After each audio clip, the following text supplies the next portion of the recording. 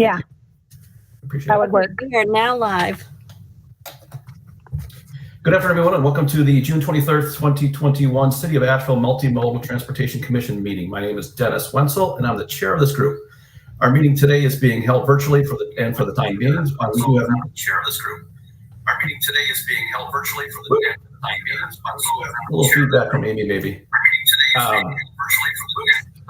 There's multiple ways. Amy, if I can get you to mute, please. Thank you. There are multiple ways for you to engage in this meeting. You can watch live to the City of Asheville's YouTube channel via our engagement portal. You can listen live by calling into our audio feed. Voicemail public comments can be submitted via our meeting voicemail box, and email comments can be submitted via our meeting email address. All of these details, links, and phone numbers can be found on the Multimodal Transportation Commission page of the City of Asheville website. That is the best way for you and anyone to interact with our group.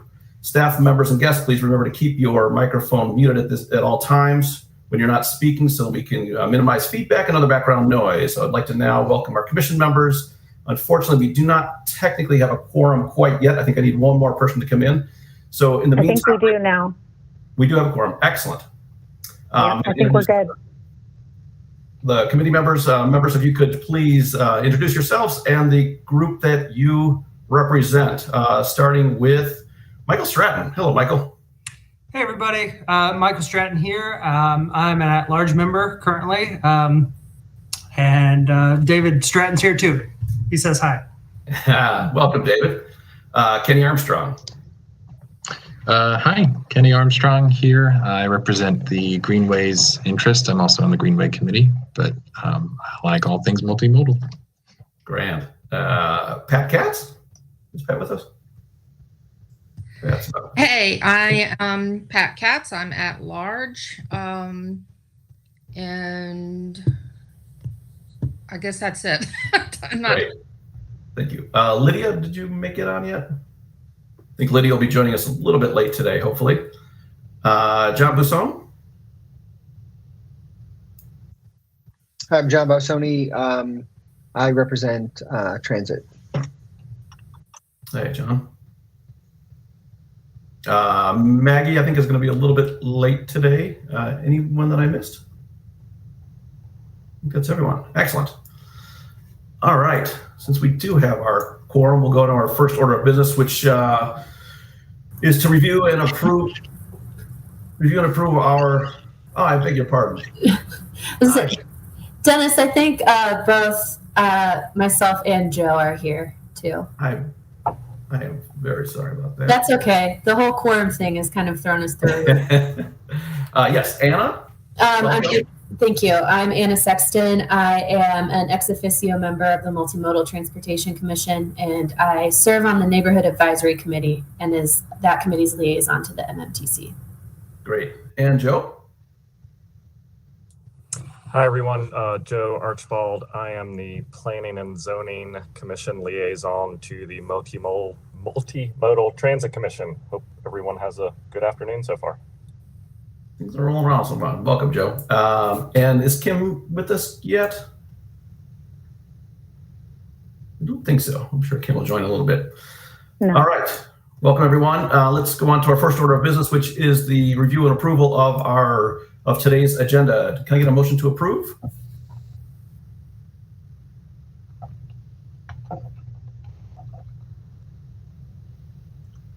I will make a motion. All right, I got a motion from John and a second. I'll second that. This is Michael Stratton. All right, Michael, a second. Okay, any comments or updates, changes? All right, without any comment, we're going to take a vote to approve. Michael Stratton? Aye. Kenny Armstrong? Aye. Pat Katz?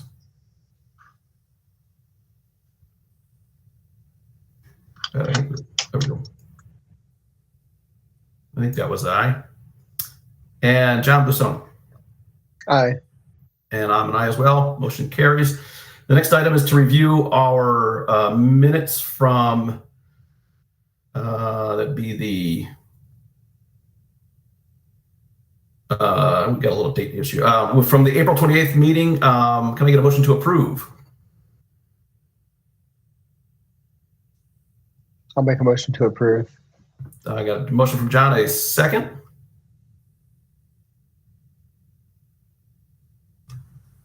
I'll second that. This is Michael Stratton. Thank you, Michael. A second. Any comments, revisions, updates to that, to those minutes? All right, without comment, we'll do a roll call to approve. Michael Stratton. Aye. Kenny? Aye. Pat? Aye. John? Aye. All right, and I'm an aye as well. That motion is approved. Moving on to public comment, we did receive one comment. Do we have any other comments that have come in? No, we do not. Okay, great, thank you. So we did receive one comment. It was from a resident. Let's see, her name is Eleanor Lane, and she was commenting. She sent us a note. I think we all were copied on it, but essentially it was just talking about the fantastic work that Carmen is doing with Just Economics and Better Buses Together, about the reimagining of transit safety. That came before us at our last meeting, and I think there was a rousing support of that. I was particularly fond of Michael's comment about figure out how we can integrate with the health department that's just across the street with the county. Jessica, do you know where we stand on that project? Sure. We are in the process of organizing some meetings with potential partners, including the county, and Beloved, and a whole slew of folks that might have either input or suggestions on what this could look like and or help us in executing it. So we have a meeting, I think, in a couple weeks, mid-July, with that larger group of individuals. So we keep making progress, and Carmen has been extremely helpful with helping us brainstorm, who might be willing to be involved in this project. Perfect, thank you. I think there's a lot of legs there, and there's a lot of opportunity, and it seems like fairly minimal cost to make some good progress with that population of residents. So Eleanor, thank you for your comments, and we appreciate it, and we'll keep on the ball. Thank you for keeping us on the ball on that topic. The next order of business is new business. We're going to review the commission applications and make a recommendation to the city council to fill our vacant seat. Michael Waddle is no longer with us. He had to resign due to time constraints. Folks on the commission, you received a document that talked about the good folks that are looking to be a part of our group. And I was just kind of looking for some input from you to kind of help us make a recommendation. So if we could just kind of open it up, I am sure that we all had an opportunity to go through these folks. Everyone's, we're blessed with an opportunity to have a lot of good folks with a lot of different backgrounds and experience that they could bring to our board. And I'm excited about adding some folks in. Does anyone have any kind of comments or, feeling about certain folks either way? Hey, Dennis, I'm sorry. Where are those applications? I didn't see them attached. So if you look at your agenda in the new business section, which is just below public comment, item number 1 is this item that we're on. And there's a little link that says attached. And if you click on that link, you'll see a document, and it has the resumes of the folks that are applying to our board, our commission. I see it now. I didn't scroll down far enough. I got you. Okay. Anyone else have any comments?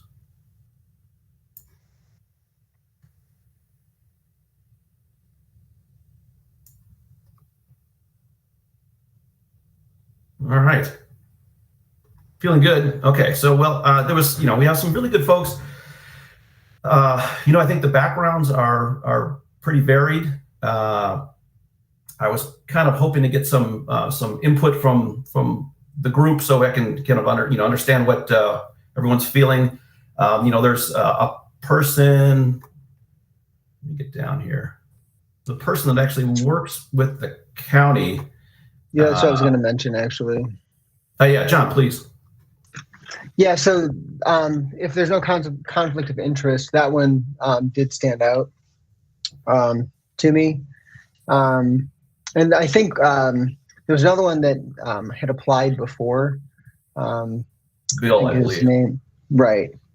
And he was a planner for the city of Los Angeles, which that stood out to me as well. Yeah. Is anybody here today? Like that's on the call, Dennis? Of the applicants, I'm not aware of the applicants being on our call. I don't believe so. Is that something we should consider making kind of standard practice to when there's a vacancy, send an email out to all the applicants and say, hey, could you join us at the next meeting and maybe introduce yourself, give a spiel about why you want to be on the committee? I mean, I know a lot of that's in the application, but it's always nice to see if they are engaged. And then you can kind of weed out the folks who might have applied 6 months ago and can no longer join. Right. Yeah, that's a good idea. You know, half of me feels that way. The other half of me feels I hate to put somebody on the spot. It's just kind of an awkward situation. I don't like the idea of us voting in front of, putting them in an awkward position. I feel like the application that they fill out is pretty complete. I know that the city is currently working on a new application. It's a little bit more complete, so we'll get a little bit more information.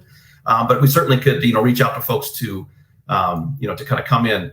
But I think we're looking to kind of make a call here today, if it's at all possible, if people feel any comfort level there, to make a call, to make a recommendation, because we need to reapprove 2 folks and to get this seat filled to keep moving forward with our work.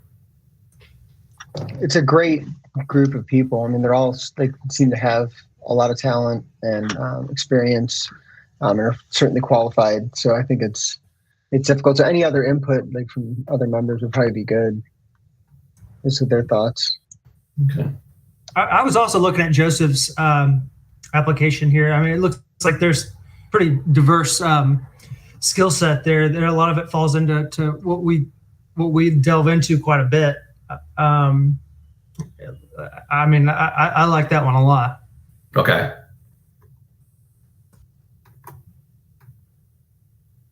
Yeah, I honestly felt very good with all of the folks. I felt like there was a lot of good information, and I feel as though each of them would bring a unique perspective. So I felt pretty safe with whichever way the group is going to be heading.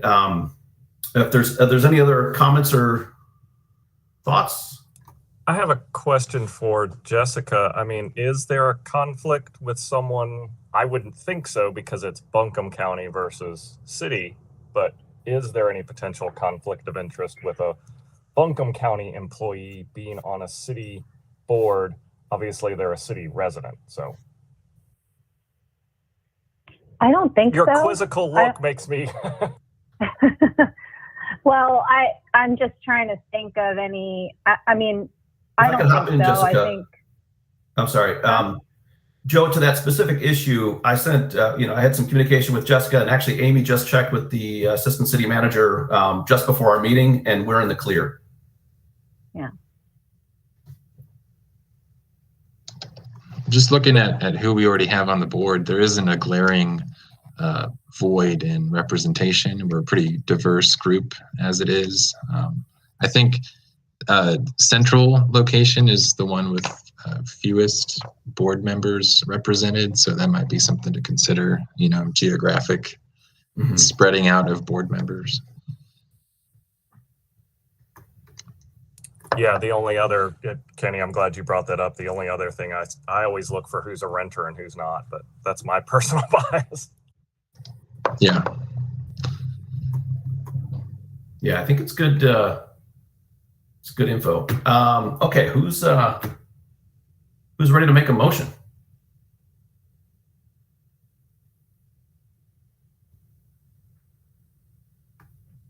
Well, hold on. Line up. We can just go one at a time here.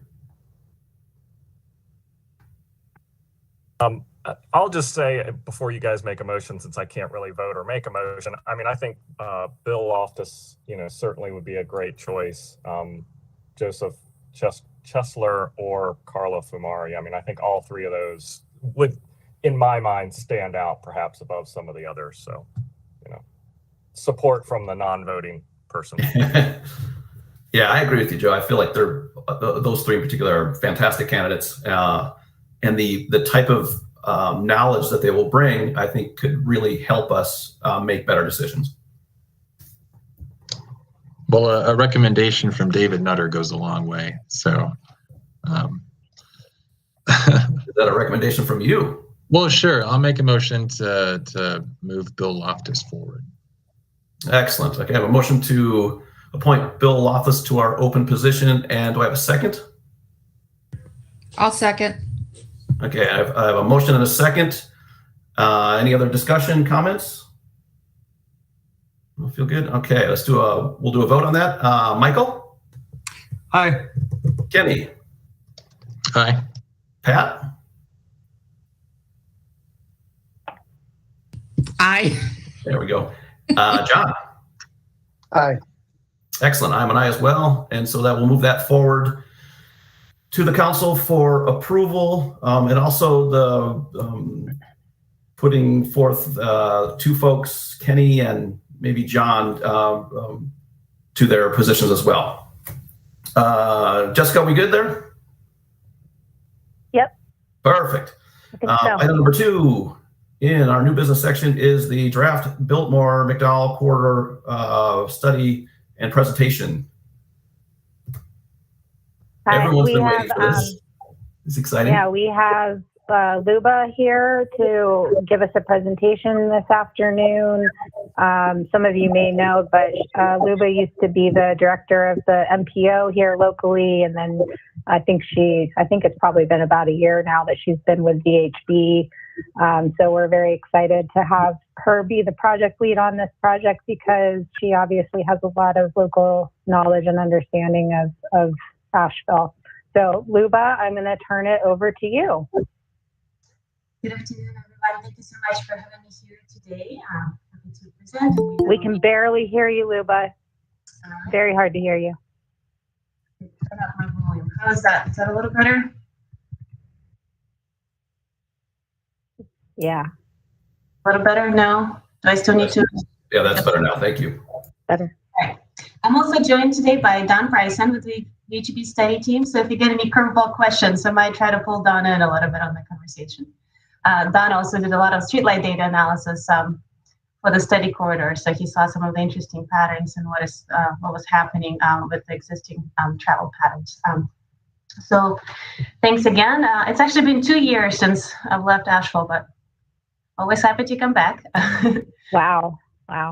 It's been a time warp, I think, for everyone involved here. All right. So I'll start out with a little bit of overview of the study timeline and process. A little bit of the background, and then we'll review some of the key recommendations. And we'll review them by topic. We have 3 key themes we've kind of identified: keep Biltmore moving, connect the neighborhoods, and bike the Biltmore. And then we'll briefly mention some of the potential next steps.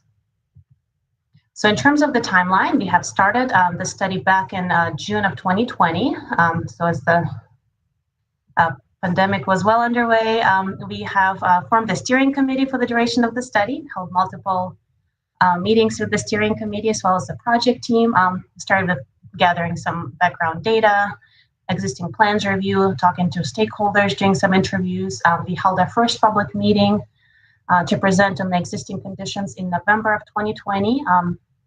And then the first public input survey was held during the winter months. At the same time, over the winter months, we also did some modeling of future year traffic conditions, looked at what the intersections are going to look like along the corridors by 2045. And then we've been developing draft recommendations starting with February into March. And then those draft recommendations were presented at a second public meeting late March. And then we pulled together the draft final report with some project cost estimates and shared that with the city in May. So that's currently what's being reviewed by the committees. So we're hoping to kind of get some of those comments and feedback back from various committees and city staff over the next several weeks and update the final report. I'm not sure that we have a final date yet for when it might be going to the council. It might be August at the earliest, I think. And Dan, feel free to chime in if you have any updates as far as the next dates. We don't have a set date yet, but it'll still be going to Planning and Zoning Commission, the PED Committee of Council, also before City Council itself. Great, thank you.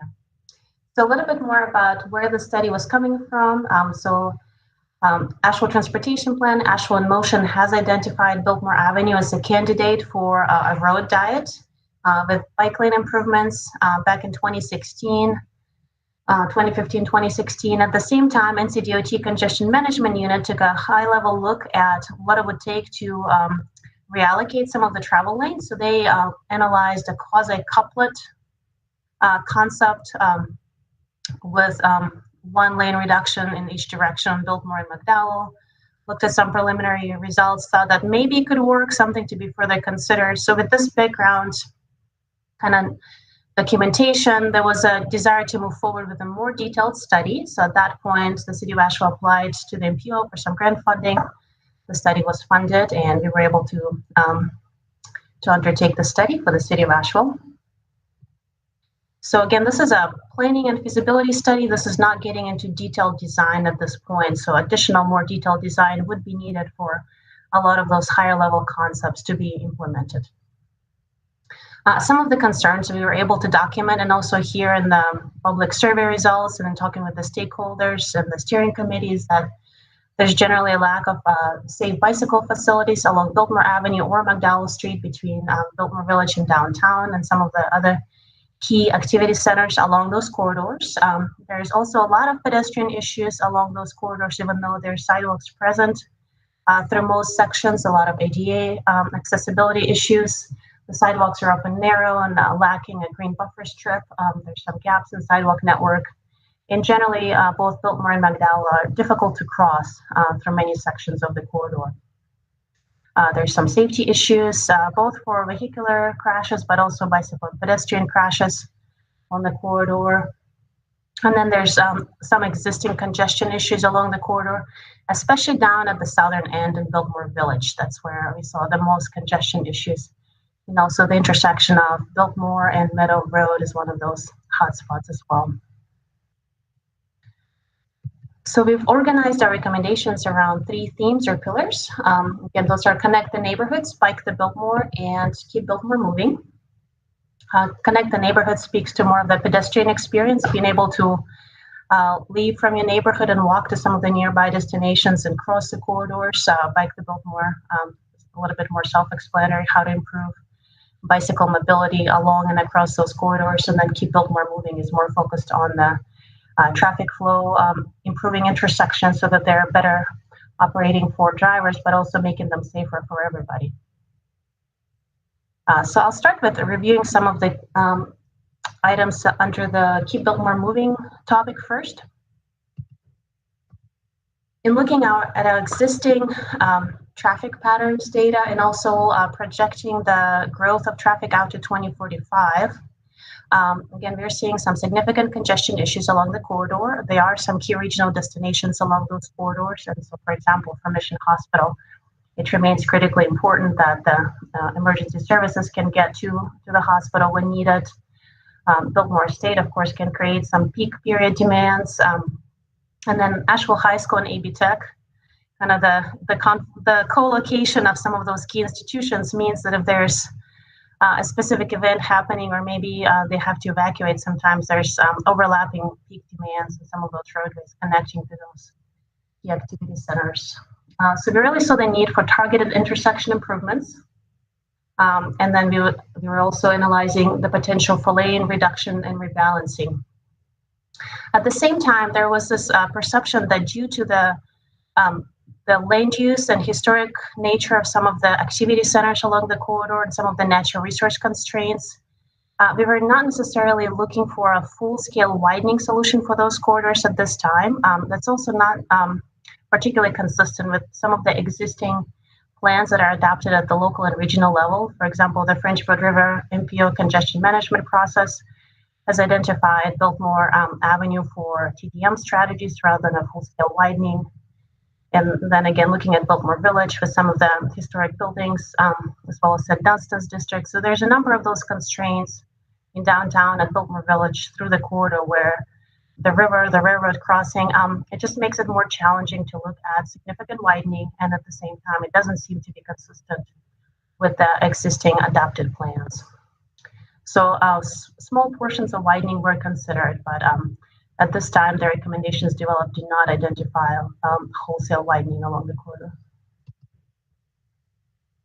So the three alternatives we have looked at under the Keep Biltmore Moving topic, we're calling them Alternative A for Biltmore Avenue rebalanced option, Alternative B for McDowell Street rebalanced option, and we also have Alternative C, where we looked at combining rebalancing on both Biltmore Avenue and McDowell Street at the same time.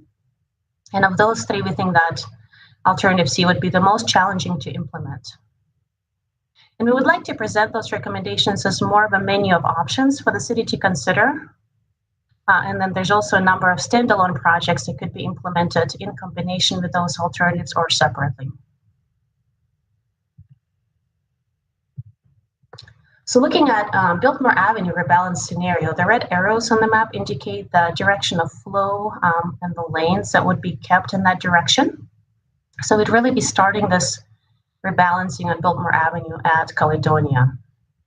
Caledonia is also a location where we're recommending that a new signal be added. And if you go further south, that's where congestion issues get a little bit more significant. So it's more difficult to reallocate travel lanes away towards active transportation. So again, starting at Caledonia Road going north, we are showing 2 lanes northbound and 1 lane southbound on Biltmore Avenue up to Hospital Drive. So prioritizing northbound flow to the hospital.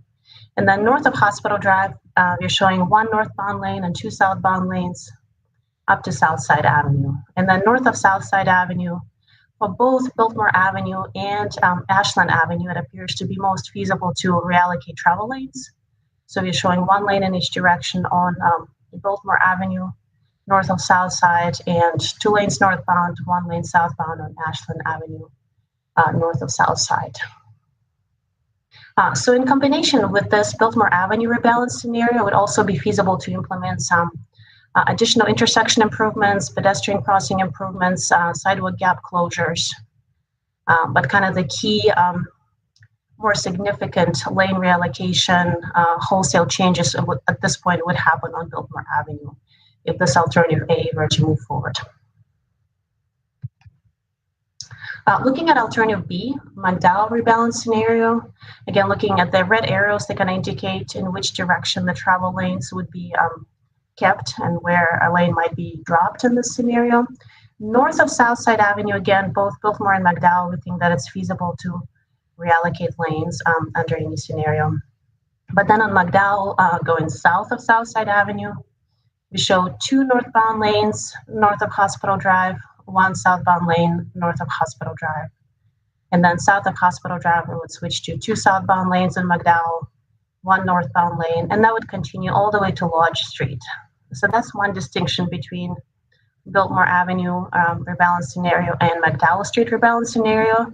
On McDowell, it appears cross section down to Lodge Street.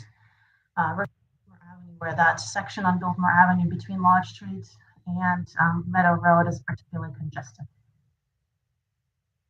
At the same time, this Alternative B McDowell rebalance scenario could also be paired with some additional intersection improvements, pedestrian crossing improvements, sidewalk gap closures. So in both cases, Alternative A and Alternative B could be paired with additional projects. And then the combined rebalance scenario, Biltmore and McDowell both would see lane reallocation. So the red arrows again indicate the direction and the number of lanes. And in this case also for Biltmore Avenue, the lane reallocation would happen north of Caledonia Road, and then McDowell lane reallocation would happen north of Lodge Street. So in this case, providing this lane reallocation on both corridors would potentially mean that improved bicycle and pedestrian facilities would be more feasible to implement on both corridors.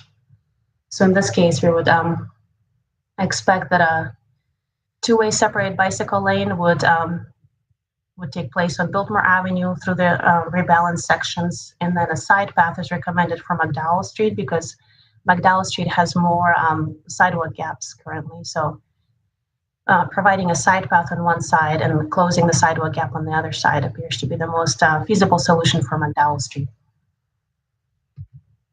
So there's a number of trade-offs between two corridors to consider. Certainly, the city has a number of other plans that are currently, underway or being updated. The bike share study, for example, I think had some recommendations specific to this area or overlapping study area as well.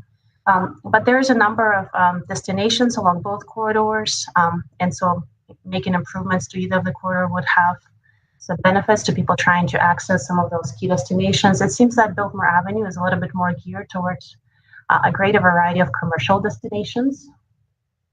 And also Biltmore Avenue might provide a slightly more direct link to planned greenways along Meadow Road and Swannanoa River.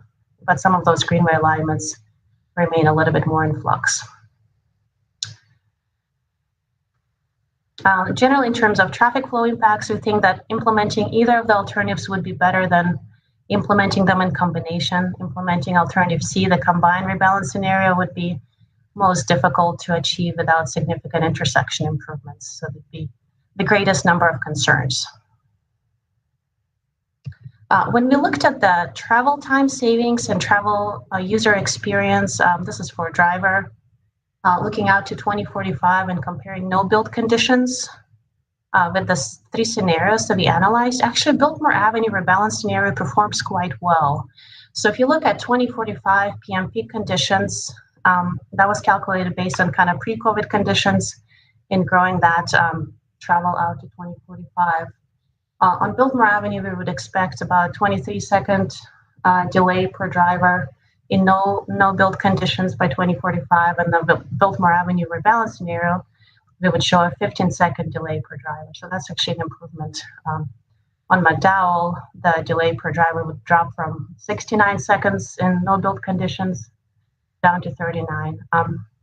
So looking at those delay metrics, it actually does seem like Biltmore Avenue performs slightly better than McDowell or rebalance scenario. But all three of those scenarios, surprisingly enough, Biltmore, McDowell, and Biltmore and McDowell perform better by 2045 as compared with the no build 2045 PM peak conditions. So that speaks a little bit to some of the concerns we heard during the study is that if there are significant improvements being made to the corridor, can we improve the level of service? Can we increase it to level of service D for the intersections? So this map highlights some of the resulting conditions with the recommended improvements on the corridor with alternative A, Biltmore rebalance scenario.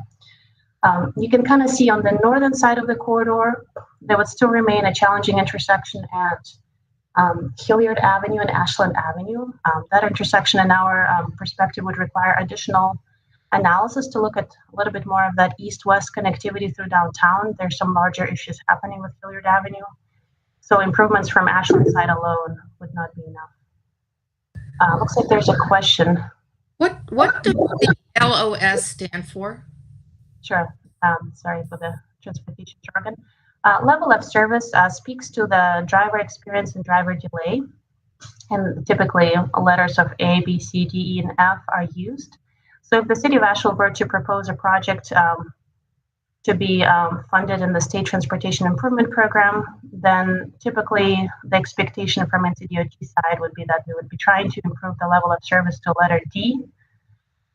It's not always very easy to achieve in an urban constrained environment, but that's kind of the expectation is if we can get driver experience to level of service D, that's the NCDOT expectation for a lot of the DOT controlled corridors.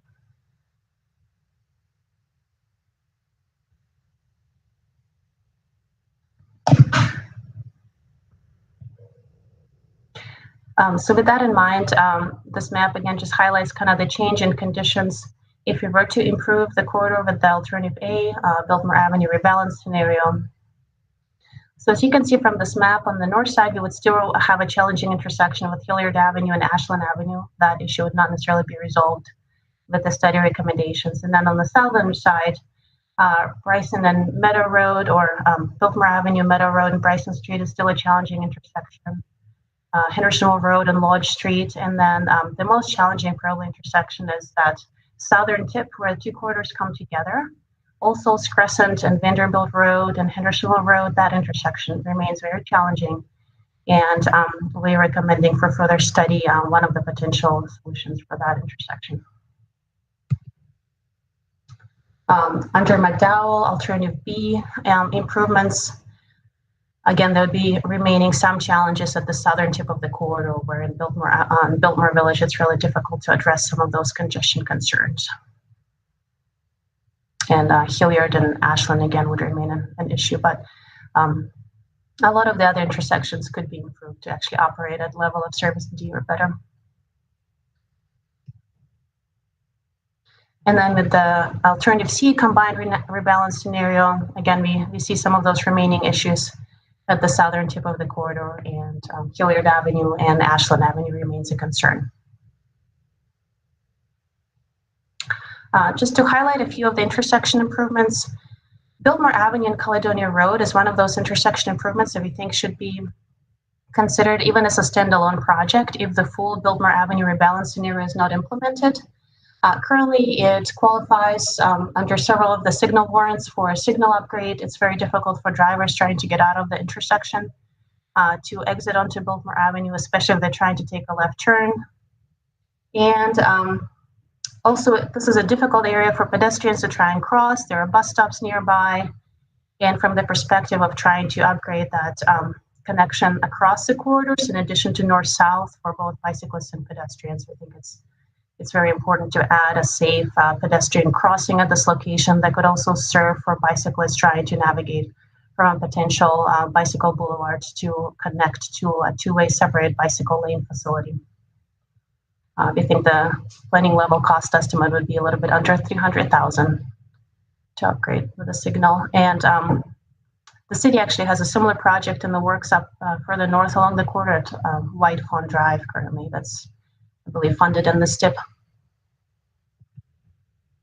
Henderson Road at Vanderbilt Road and also Crescent. Wanted to highlight a few of the things happening with this intersection. So this is one of those pinch points where if you look out to 2045, there's, based on our modeling, over 50,000 vehicles would be trying to make it across or through this intersection by 2045. So that's a significant amount of traffic. And that's one of the reasons why we are not seeing an easy way to fix this intersection right now. Some of this has to do with just the network connectivity, the roadway network that exists in Biltmore Village. The street grid kind of starts to break down once you go south of this point. And there's not very many easily available parallel routes to take. So a lot of the traffic is kind of funneled into this point. And at the same time, you have the historic property. You have kind of this border between the city of Asheville and Biltmore Forest. So a lot of different stakeholders, kind of some of the challenging conditions involved here. But we think one of the easy things that could be done is that currently the pedestrian crosswalk is at a skewed angle. It creates a very long pedestrian crosswalk length, and it also contributes to the signal timing issues. So if you add a pork chop island to break up the pedestrian crosswalk, make it a little bit shorter, realign it, that could help improve the signal timing slightly. At the same time, you could add improve the pedestrian crossing experience. That could be a short-term, relatively inexpensive solution, but at the same time, we realize that that's not going to solve the full issues at this intersection. So that's why we're recommending this for further study, to consider realigning the Vanderbilt Road further to the south. Looks like I have a question. Yeah, it's Michael Stratton here. Have traffic circles been contemplated for any of these?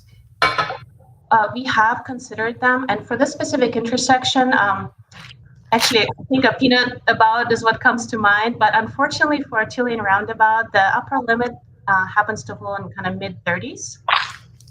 Kelly Square is actually an interesting example project of a peanut roundabout that we worked on up in Massachusetts, and that was pushing maybe like 36, 37 50,000 vehicles per day. But like I said, we're expecting upwards of 50,000 vehicles per day through this intersection by 2045. So a two-lane roundabout is simply not going to work for those traffic volumes, unfortunately. And that's part of the challenge. Kenny, looks like you have a question. Yeah, I heard right-of-way come up. Are the three alternatives within the existing right-of-way, or are you looking at expanding that at all?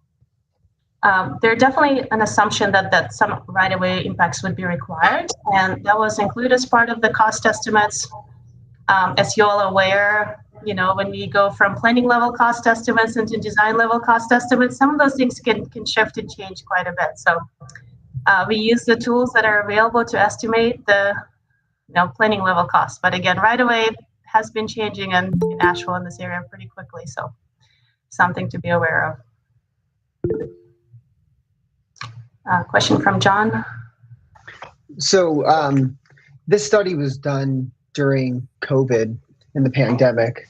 So how did you adjust the numbers so that they actually reflect regular traffic patterns outside of a pandemic, where people are actually commuting, going to school, and all those things? Sure. So for traffic counts, we're able to use previously existing data as much as possible. A lot of times that was 2017, 2018, 2019 count data, and then we grew those numbers by expected average annual growth rate. So kind of pretending as if the pandemic year didn't happen. If we continue to grow at typical normal rates, what would happen? Then also we had access to streetlight data that Bryson was able to analyze, and that helped us to calibrate kind of some of our assumptions, because we were able to, again, look at some of the real-time travel data to see what is actually happening on the corridor. We are seeing a lot of shorter trips on this corridor based on streetlight data.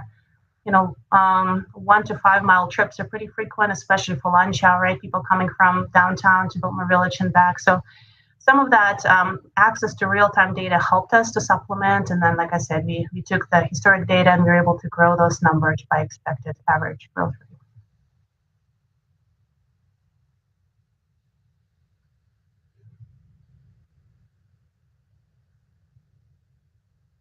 Great. So something else to add for this intersection at Hendersonville Road and Vanderbilt Road is that this is actually one of the places where we are recommending a short widening to add a northbound through lane on Hendersonville Road from Lula Street to this intersection. Just because there is a lot of shifting happening right here. There's 2 left turn lanes, and so people trying to continue straight north have a hard time. Actually, they have to shift across to continue traveling north. So adding 1 northbound lane would actually help with some of that traffic continuity. Looks like there's a question from Patricia. And I think you're muted, Patricia, I'm sorry. What about Vanderbilt? Instead of coming in at a diagonal like that, is there not enough space in the triangle below to turn that into a 4-way, at least into a T intersection?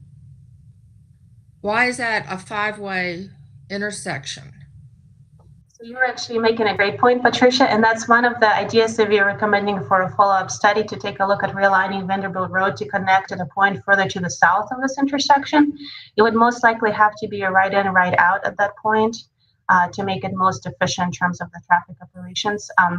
However, there is this challenge with Vanderbilt Road also being partially in Biltmore Forest territory. So it brings in additional stakeholders, additional property owners. So at this point, we did not feel like we had sufficient detailed data to make that recommendation, but we think it's definitely a concept that's worth further analysis to how to realign Vanderbilt Road further to the south. And looks like we have a couple more questions.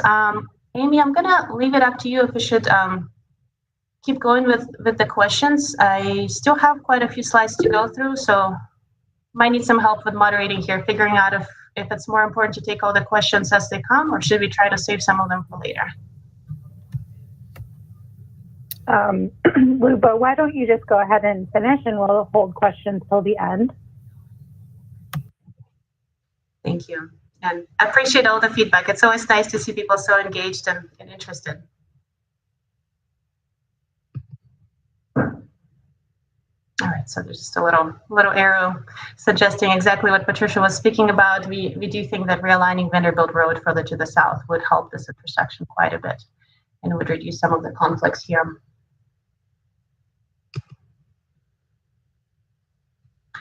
So one of the next challenging intersections is Biltmore Avenue at Meadow Road. So that's also one of the intersections where we have kind of step one improvement recommended, but we think a further detailed improvement would require additional study. So we recommend adding an eastbound right turn lane on Meadow at Biltmore, and that was incorporated as part of alternative A. It would require some right-of-way impacts. There's a cost included with the project recommendations.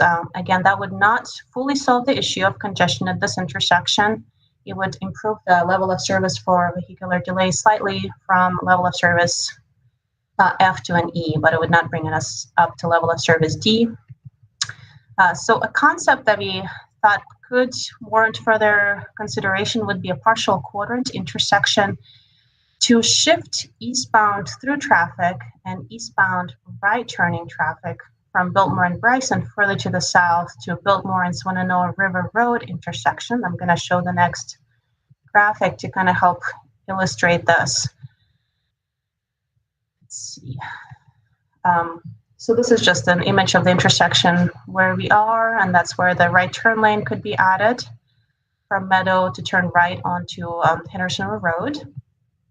And this is where additional right-of-way impacts would be required if we were to consider a quadrant intersection. So essentially, you would take the drivers that are trying to take a right onto from Meadow Road onto Hendersonville Road, or they're trying to continue traveling straight east on Swannanoa River Road. It would detour them off that intersection to the north, further to the south, and they would come in at that intersection with Swannanoa River Road. So there would be a new signal added in that case at Swannanoa River Road. So that would essentially form a short section of one-way pair, in a sense, with this new quadrant roadway loop added. That would kind of form a combination, almost one-way pair with Swannanoa River Road and Bryson Street. Now, there are some challenges with this solution because there's a lot of floodplain issues along Swannanoa River Road, and as all of you are probably aware, I think that recent Swannanoa River Greenway study has run into that. So anything we do, anytime you're going to be building up in this area, there's going to be some floodplain modeling concerns. And of course, there's going to be some significant right-of-way impacts to those existing businesses and restaurants in this area. So this potential quadrant intersection in our modeling, it shows up as doing pretty well. We think it would bring up the level of service to D, but without further detailed study and analysis, further kind of stakeholder engagement, it would be difficult to say that, yes, go ahead and proceed with this project, because it's just a very challenging situation. And again, there's a lot of unknowns still. From a high level feasibility standpoint, we think it does well on traffic, but we're not sure that would be fully feasible to get it through floodplain permitting.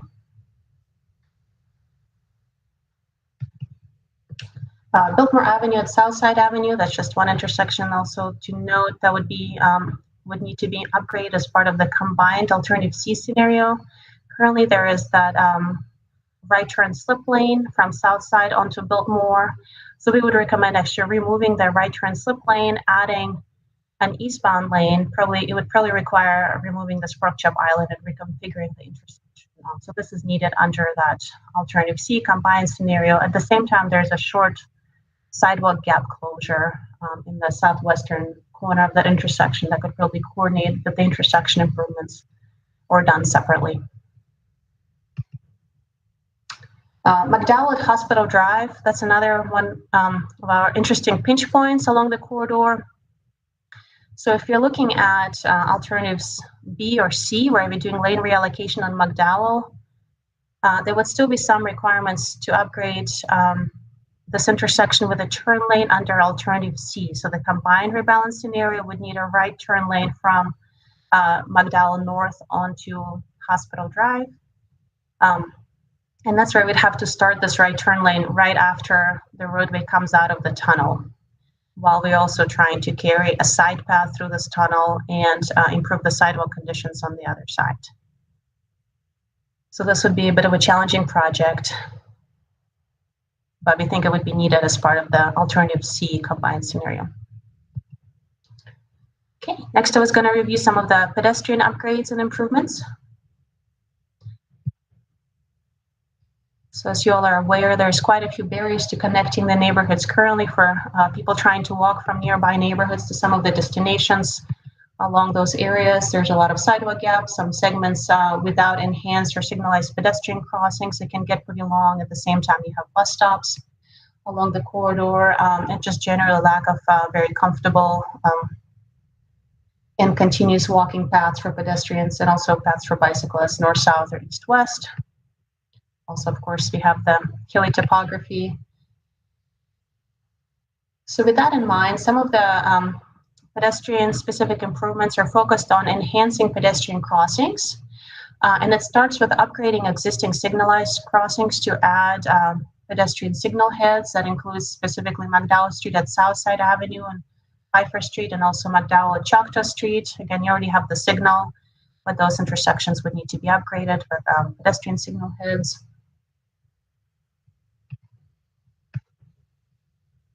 So there are some projects called out and some cost estimates listed in the draft report as well.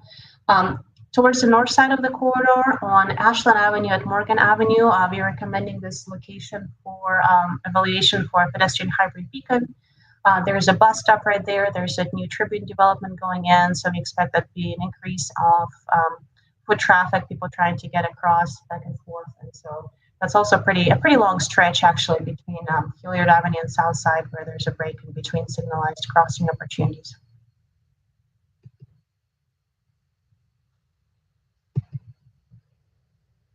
At the southern end, we think that there's an opportunity to upgrade the intersection of McDowell Street and Lodge Street to add crosswalks and pedestrian signals for all approaches of that intersection. Currently, it's missing across two of the legs of the intersection. Also, Grindstone Drive near Asheville High School, that location has been flagged as we would recommend it for an enhanced crossing and possible pedestrian hybrid beacon. There has been a history of crashes. There's a pedestrian crossing guard posted when the kids are crossing to walk to school, but even so, there has been a history again of crashes at this intersection, at least one disabling injury reported in the last 10 years. And then Hendersonville Road at Boston Way, there's existing marked crosswalk there, but there's not additional support. And due to the heavy volumes of traffic, we would recommend that location also for an upgrade with a pedestrian hybrid beacon. And then, of course, Caledonia Road is already mentioned. On Biltmore Avenue at Caledonia Road, a signal there, again, would help with driver experience, but would also be very important for pedestrian safety and also bicycle safety trying to get across at that point, and also would support the bus stops that are located near that location. And then Vanderbilt Road modification was already mentioned as well. ADA upgrades, that's something that's a clear need along the corridor, something that's come up a lot in the feedback that we've received during the study, and so we definitely see that as an issue that needs to be addressed in combination with one of the alternatives, A, B, or C, or it could be also standalone projects, kind of a series of standalone projects, because actually the cost estimate that we're seeing is pretty high for the combined ADA upgrades along both corridors. And there might be some additional recommendations coming out as part of the current pedestrian gap study for the city. So when we looked at what it would take to actually upgrade the ramps, the driveways, and then widen the sidewalks to deal with kind of insufficient width around obstructions such as utility poles, we came up with a cost estimate of around $15 million for the combined corridor, Biltmore and McDowell, approximately 4 miles total. So again, if none of the other alternatives are implemented, those improvements could still be standalone projects that could kind of be split up and implemented over time. But depending on which alternative the city decides to pursue, some of those upgrades could happen at the same time as a lane reallocation and bicycle improvements. And then there were a number of locations where sidewalk gap closure is needed, whether as a standalone project or as part of one of those rebalanced alternatives. So Biltmore Avenue near Southside Avenue, McDowell Street at Choctaw Street. The tunnel on McDowell Street, of course, is one of those pinch points where there's currently a sidewalk missing on one side, and we would recommend widening to a side path on the other side as part of the alternative B. And then there's an additional sidewalk gap further to the south along McDowell, closer to Asheville High School. And then also in Biltmore Village, there's a couple opportunities to close the gap.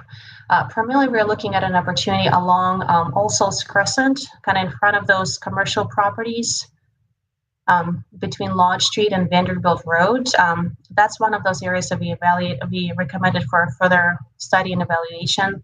There are sections of the sidewalk that probably could be widened to a side path through there, but then the sidewalk kind of stops right in front of Ruth's Chris Steakhouse, and carrying that connection all the way to Vanderbilt Road is going to be one of the pinch points. That seems to be important, but it might require additional study because, again, of a combination of historic properties, the Biltmore estate, some of the additional constraints and concerns through that area.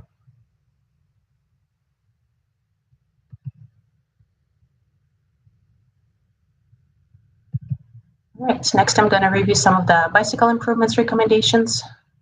And again, some of them can be standalone projects and others would be expected to be implemented in combination with either alternative A, B, or C for lane reallocation. So as you all are aware, there's a number of barriers to bicycling along those corridors. There's kind of lack of existing low stress bicycle facilities on either Biltmore or McDowell, and there's not too many detours to go around if you try to get from downtown to Biltmore Village. There's some higher vehicular volumes and speeds along those corridors. And then there's some maybe shortcuts through neighborhoods that people know how to take, but they might not be marked or well known. And of course, there's a number of pinch points such as bridges and tunnels. So looking at the recommendations as part of alternative A, Biltmore rebalance scenario, we would be recommending two-way separated bike lane facilities starting at Caledonia, traveling north to Southside, and then from Southside to Hilliard Avenue, it would switch to a one-way separated bike lane pair. In our recommendations, that of course could be up to the city to adjust that modification from Southside to Biltmore, but currently in our draft recommendations, we are showing a one-way separated bike lane pair from Southside to Hilliard.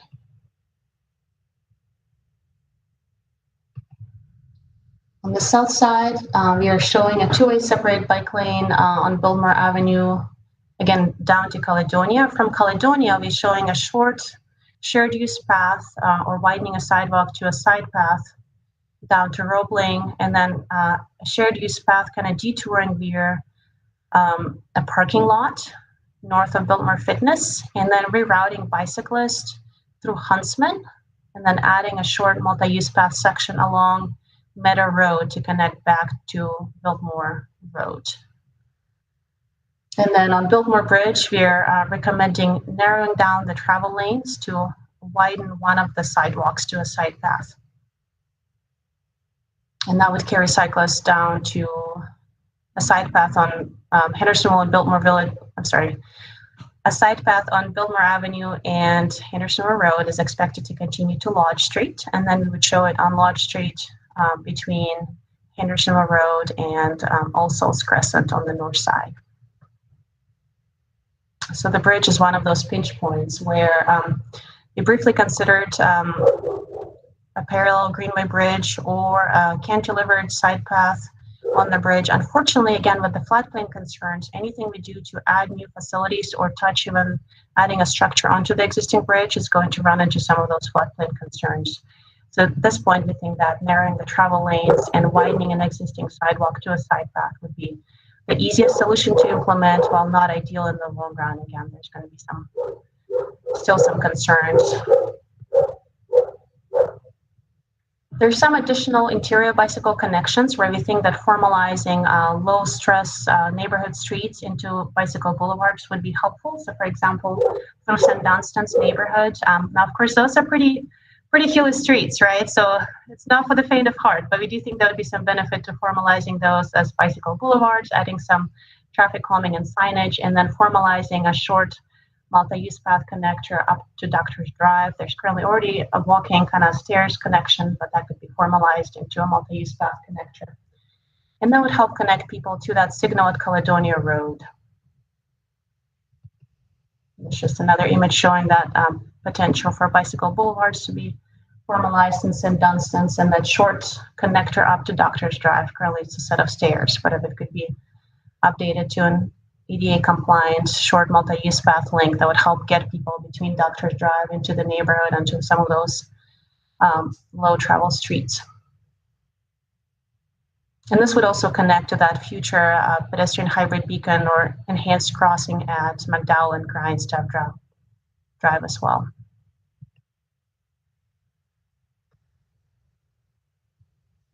I think we have one more slide on Huntsman Place here. Let's see, this slide just shows a little bit of that, widening the side path just south of Caledonia Road. So there's an existing sidewalk here. This is where the bicyclists would be coming up. A short section of multi-use path from Huntsman Place. This section of the sidewalk could be widened into a side path, and then the bicyclists could cross at the light at Caledonia and then continue north from here on a two-way separated bicycle lane facility.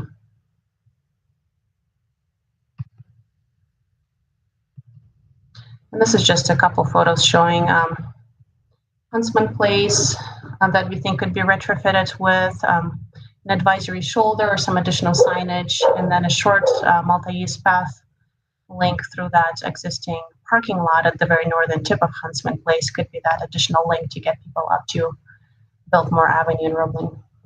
And the reason why we looked at this detour was because that intersection at Biltmore Avenue and Meadow Road, again, is seeing so much in terms of congestion issues. It's really difficult to eliminate that southbound left turn lane. And that's kind of what's pushing the need to try and find alternatives to reroute bicyclists off Biltmore Avenue corridor rather than reallocating one additional lane of Biltmore. So again, one of those difficult intersections where trying to find some potential solutions that could work.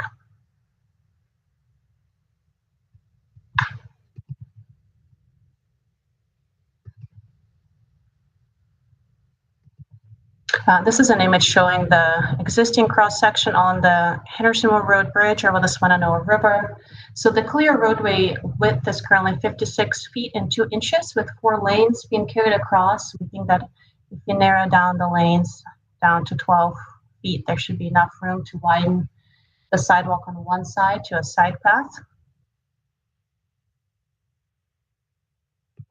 And then a vertical delineator would probably be helpful to add to the feeling of safety for bicyclists and pedestrians on the bridge.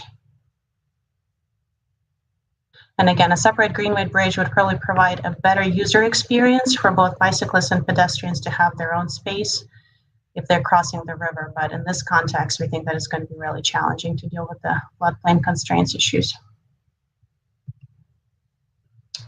McDowell Street Tunnel, under alternatives B and C, we would recommend for reallocating one of the travel lanes, widening a sidewalk on one side to a side path, and adding a sidewalk on the other side.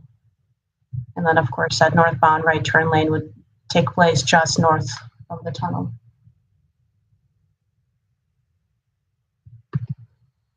Biltmore Village bicycle improvements, just a little bit more detail here.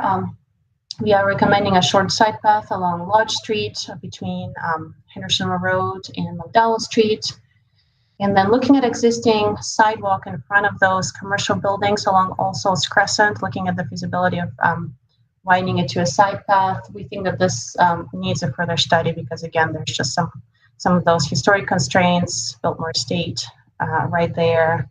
There's a bit of a pinch point at the southern tip of this. We're also recommending some bike boulevard elements. So All Souls Crescent traveling east from Vanderbilt Road and Henderson Road intersection up to Brook Street. We're recommending that for a bicycle boulevard. Currently seems to be already a relatively low travel volume street. And then Lodge Street and Brook Street, that blue line on the map on the screen, We are showing it as a short-term upgrade with shadows, but further study recommended to really look at additional improvements that are needed. This is, again, one of those locations that's very challenging. There's some constraints based on the congestion and travel volumes. We can't recommend taking away one of the travel lanes. At the same time, without doing that and without modifying the existing footprint of the buildings, it's going to be hard to fit like a full-scale bicycle facility. So further study. And then I wanted to speak a little bit to the user experience. So while our 3 pillars did not specifically focus on upgrading the transit user experience, we think that a combination of intersection improvements and bicycle and pedestrian improvements would help with the transit user experience as well. So for example, intersection improvements would help with transit travel time reliability through the corridor. Improved transit stop access would definitely be helpful for transit riders, especially where we're recommending those enhanced crossing improvements. And then on Biltmore Avenue, where we're recommending a 2-way separate bicycle lane facility, we are recommending in-lane stops or shared or floating bus stops so that the buses can stay in their travel lane and the bicyclists have to come up to this elevated platform, yield to pedestrians, and then the bus riders would load from this elevated platform that's basically built into the separate bike lane facility. We're also recommending a follow-up study to review transit signal priority and EMS signal preemption technology. It definitely appears to be a need based on the hospital presence in the corridor and also just looking for other opportunities to improve transit travel time, but the study did not make specific recommendations for which technology platform would be the best to implement. So with that, I think we're going to open up for questions.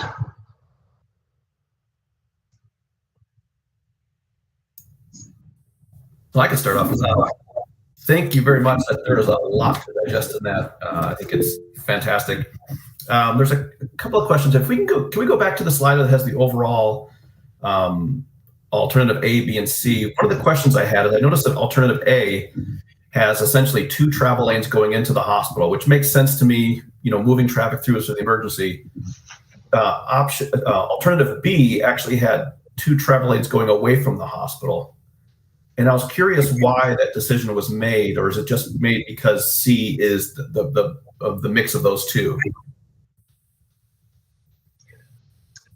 I do think that when we were making the recommendations, one of the considerations was how would they work together. And so we're trying to prioritize the flow towards the hospital from I-40 from the south side on Biltmore, and then on McDowell towards the hospital from downtown. So that was kind of the flow of traffic we were envisioning. And also I believe that when Don was looking at streetlight data, kind of some of the real-time travel patterns, those solutions seem to kind of square up with. Yeah, part of it was also kind of has to do with clockwise, counterclockwise, that where the left turns, which are really the critical movements, happened, and trying to reduce the total number of conflicts and having really long, if you have 200 cars trying to turn left out of 1 lane, that takes a lot more time than out of 2 lanes, and that kind of thing of trying to minimize the conflicts. And it just worked out that northbound towards the hospital works better on Biltmore. It's not quite as clear on McDowell. It gets a little more complicated. Okay. And if we did have, and I do feel like I like alternative A and C. I really like the idea of the combined balance. What are the specific challenges where you feel that C just isn't the workable solution, or the best workable solution, I suppose? Well, I'll throw in some things, and Luba can fill in behind. One of the things is just the cost goes way up and the benefit becomes much more incremental. Okay. Bang for the buck really drops off. And it's something you could not do all at once. You'd have to do it in phases anyway. So we're not saying never do it, but I think it's very clearly do one of them first and then see how it works. And then maybe you could do the other later. And it seems like, A has some advantages there. The thing that also struck us in doing the modeling and looking at the street data, which is tracking people's cell phones and things as they travel, So there's traffic going all the way through this corridor, from the interstate up into downtown. And what the modeling showed was it's only a few seconds difference for a lot of these trips. If you instead say you're coming from 40 on the west, you want to go downtown, you come all the way in and go up Biltmore, McDowell. It's only a few seconds difference to get off and go on 240 and come from the north. Mm. And over time, with the improvements to 240 and some of those things, that becomes even less. So what we found was we kind of squeezed down Biltmore. Some of it shifts over onto McDowell, and some of it leaves entirely. There's less traffic in there. There's only the traffic that needs to be in there to go to the hospital, the school, things like that. We've kind of squeezed all it out. And when you get to doing both of them, you just really add congestion. There's less traffic, but there's a lot more delay for each vehicle. And it just becomes sort of diminishing returns. The other thing is, since McDowell has more traffic capacity, reducing McDowell doesn't work quite as well in terms of relieving congestion, and it can't shift to Biltmore as efficiently, and it's harder to get the traffic out of the corridor that doesn't need to be there. Okay, great, thank you. Another question I had, I really liked, I guess it's more of a comment, I really like the rework around Biltmore Fitness. I know that the car storage on southbound Biltmore there is often very bad. So I think that there's no way for us to squeeze anything else in that space. So I love this idea. I don't know if it's possible to do, but I really like that opportunity. I think it's a great way to take folks, whatever we can separate that bike and pedestrian traffic a little bit more from that road traffic, I think is great. And then I noticed this, I'm not sure what you call them, but the connectors, the east-west connectors between the two north-south pathways that passed through Doctors. It seemed like it was a bit circuitous coming down Pickard, like it kind of wrapped around and came back. And I feel like there's this kind of, we might be fighting some, what people are going to want to do. They're going to want to just, instead of see that loop that we take around at Pickard and we bring it back down to Grindstaff, I feel like folks are just going to go out to McDowell, and we're going to create a more of a conflict of ped bike vehicle traffic on that stretch between Grindstaff and Pickard. Is there any way that we can account for that, or do you feel that's not going to happen? What's your sense there? Well, there's already a project in the works to upgrade the signal at Doctors Drive to add a pedestrian signal head. So I think that will make that crossing at Doctors Drive safer for bicyclists. Okay. And so with that in mind, and with recommendation for upgraded crossing at Grindstaff Drive, it makes it a little bit more challenging to also consider an enhanced crossing at Picard Place. They kind of get a little bit too close together. So if you're going to pick, 2 out of 3, I think that having improved crossings at Doctors Drive and Grindstaff Drive makes sense in terms of where the actual high school traffic comes in and out, right? I think we were hearing anecdotally some people, when students park along Doctors Drive and just cross there, or maybe parents park at Doctors Drive and let their students cross Doctors Drive instead of having to drive through the back end from Victoria. So it just seems like if you're going to pick 2 out of 3, then having that northern and the southern crossing makes sense instead of the middle one. Okay, yeah, that makes complete sense to me. I mean, I really like the alternative A. I think the Biltmore Ave is the natural, connection. I think that's what visitors and residents both see as the natural connector. So I really like that idea. I think it's much more visible as well. And I like the idea of being able to connect the different neighborhoods into those paths, into the bike path and pedestrian path as best as we can too. So just as we're going through this process, including as many of those connections as possible from the neighborhoods would be great. Other questions, John? I think Patricia has had her hand. Yeah. This is my second time listening to this presentation, and it's really hard to follow it with the size of the maps doing this on Zoom like this. I find it really hard to follow, and I have a lot of comments. Why on Biltmore did you not consider doing 1 lane each way with changing the turning lane in the middle? I find it really confusing because I go up and down that all the time, and I cross over to McDowell all the time. Why do you have to have 4 lanes, and why do you have to have it changed? Because if you're driving, you suddenly go from 1 lane to 2 lanes and 2 lanes to 1 lane. I find that like a lot of conflict when you start making those changes. I thought, if for example, if you're coming north on Henderson and you have to go over to McDowell, that decision right there where you're going from 2 or 3 lanes down to 1 lane is a mess. I don't see that as being a great solution. I think I also didn't see you guys consider Hospital Drive as far as the timing on those lights. I go down to Doctor's Drive to go over to Biltmore because the lights on Doctor's Drive are screwy. And then I also go down from going north, I go over on Choctaw for the exact same reason. I avoid going on Hospital Drive because the lights are so wacky. And the thing that you have going through Biltmore Gym, is that public right away? Because the gym has a gate that they close. And they say you can't go through here. This is not a through street. That's not even well defined. I think that Biltmore should be a boulevard, and McDowell should be your through traffic. And all I see is a lot of punchy things. I didn't see a big concept come out of this, and I'm really unhappy with the way I'm seeing this. This looks like it's a punch list for Public Works to do little fixes that doesn't have any kind of grand scheme to it. And to me, Biltmore should be a boulevard going in. You should not be going through Biltmore Village.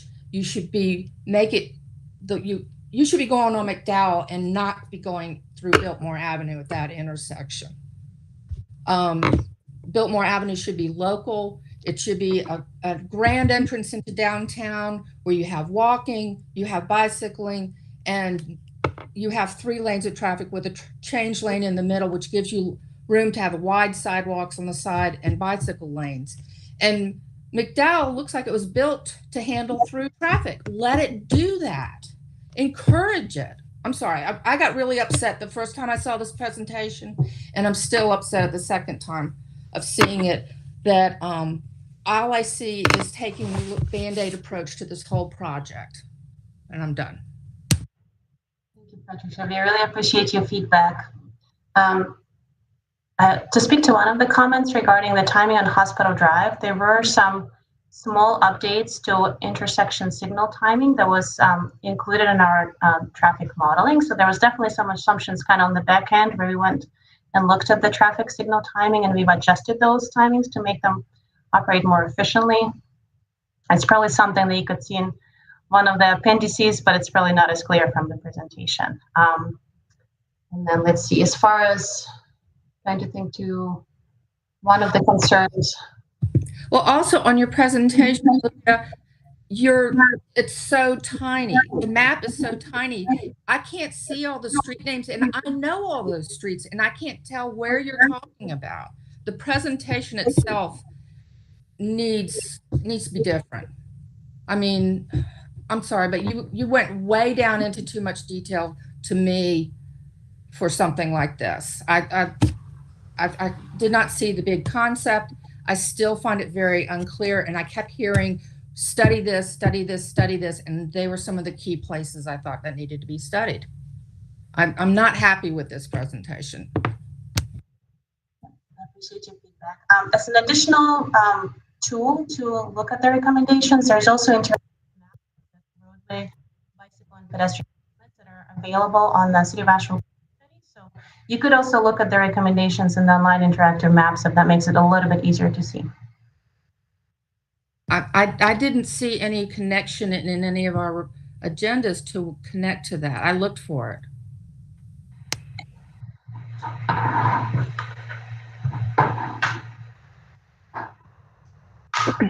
We can send those out via email. Sorry for that. We overlooked that. There's a series of interactive maps linked So that might be a little bit more helpful for you, Patricia. And I do apologize that the maps are a little bit small and hard to see. I can't even read that page though. Pat, we can send you a link. This is on their website for this study, on our website, actually, on the city's website for the study. And it has the links to the maps. Sure. What we'll do is make sure you have that link. Okay, thank you.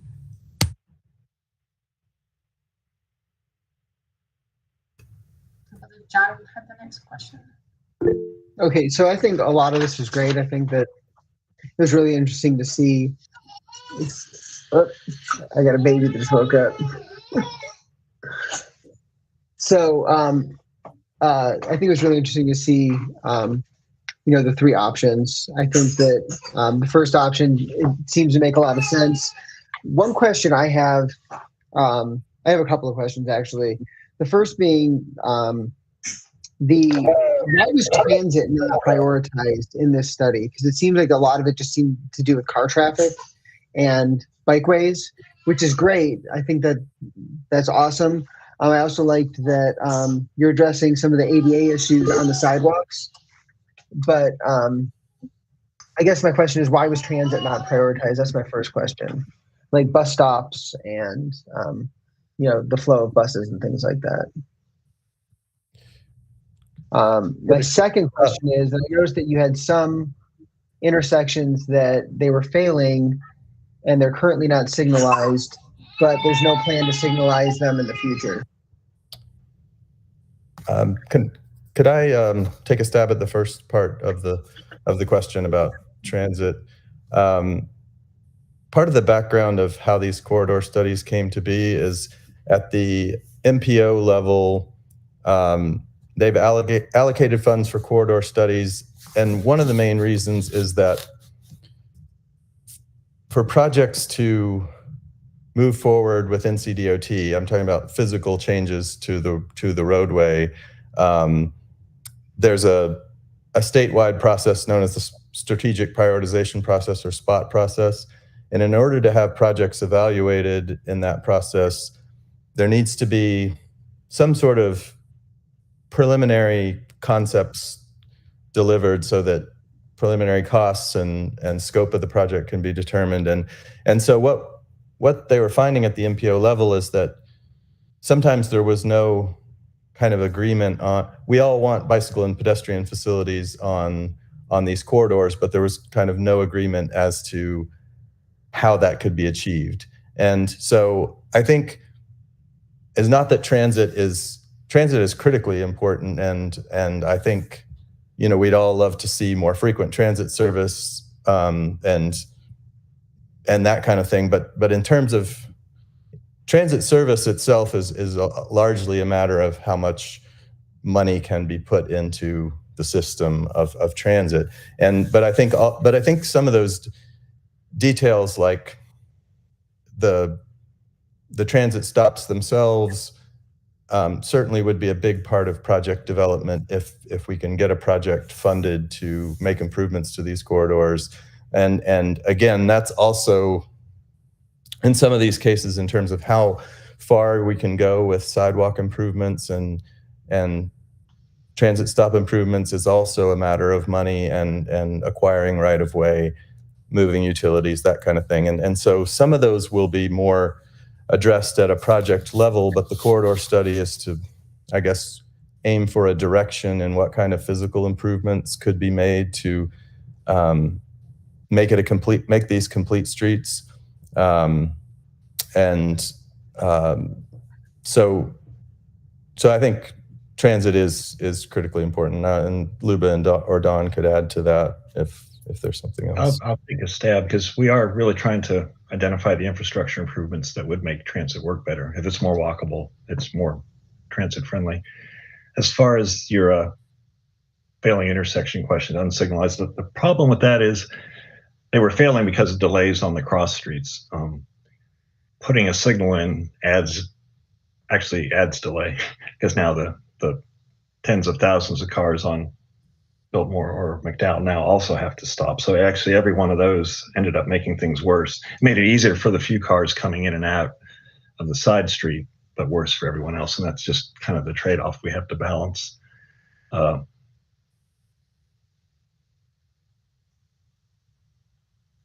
If I could also chime in with the unsignalized intersections question. So Thompson is one of those unsignalized intersections, and as part of the Swannanoa River Greenway feasibility study, I believe there was one alternative considered where possibly if Thompson could be converted to one way and the Greenway would be rerouted, then there would be an idea to convert this intersection to signal control. But I don't think that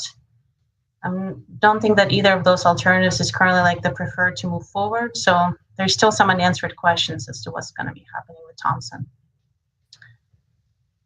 Thank you so much. That's great, and I appreciate all the work that you put into this because it is great. Thank you. And I believe you have a question from Michael Stratton. Hey there.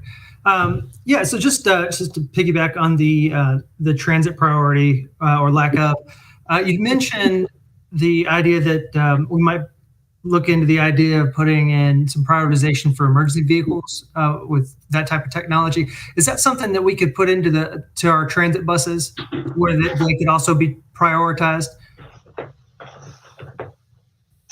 Yeah, the recommendation in the study currently is to evaluate the technology that will be appropriate for both EMS, emergency vehicle priority, and also transit vehicle priority. Cool. Okay, cool. I missed that. I'm sorry. Good deal. And then I had another couple of questions. You'd mentioned there's one area where we might consider some widening. I think this is that corridor that Patricia was talking about right there at All Souls, where you've got the two left turns. Yep, that's it right there. One of those lanes so you've got the left-hand turning lane, you've got another additional left-hand turning lane, and then you got a straight. Why would we not just make the middle one an either or?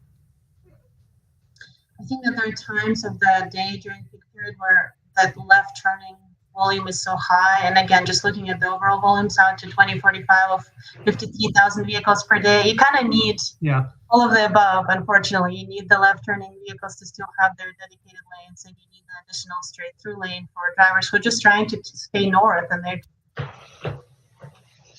exactly have to merge over one lane of traffic. I hear you. Yeah, it's just I think we all travel that, and often probably see a lot of people don't actually turn left; they just go straight because it's a 2-lane in front of them. So to me, it just screams like an either or. But if you guys got better data, then we'll defer to that. And then lastly, the last question. We'd mentioned there's obviously a price associated with getting some of our sidewalks ADA compliant, pulling out some of those light poles and moving them. So my question, as far as that's concerned, why would we be paying for that as opposed to the utility, unless it was a grandfathered in pole? I mean, if that was a pole that was put in before the Americans with Disabilities Act was implemented in 1990, I can understand why they wouldn't be on the hook. But if they put that in after, which I don't know if that's the case, why wouldn't they be responsible for moving that? My understanding is that the Duke power easement predates along this corridor the presence of sidewalks. So from their perspective, their poles had the right to be there first before the sidewalks got built. And that might not be the case for every single pole, but I think generally that's the experience, is that the Duke power line easement predates the sidewalks that were improved later. Would it be worth it to identify which poles were put in after the fact? And I know in some of the other conversations we've had, we've kind of poo-pooed the idea of putting together an ADA map because it would be red all over the place in Asheville. But it might be important to know which one of these violations were put in, before and after the ADA was passed.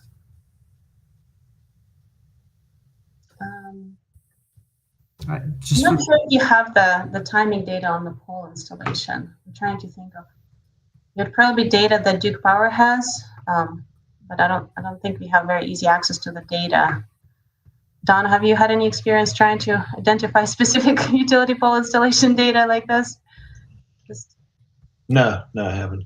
Well, it might be worth an examination before we start to spend millions of dollars to move them on our dime.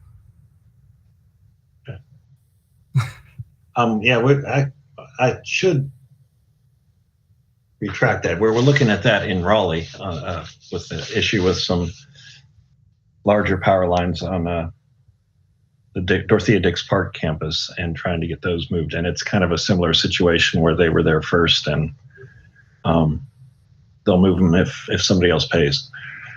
But I don't know how that applies one for one here. Yeah, I'm just really concerned with anything that was put in after the fact. Yeah, Michael, I think you bring up a good point. I think the comment's been, the item has been identified. I think what we need to do is figure out if it's the right-of-way that was established prior to a sidewalk existing, they're still treating it as a right-of-way, and we may not have had the right language in place to say this is no longer just a right-of-way, it's also a right-of-way with a sidewalk, and we can't block the sidewalk. But I think, I think that's a good point. Maybe we can investigate that and see what outcomes can come from that. Cool. I appreciate that.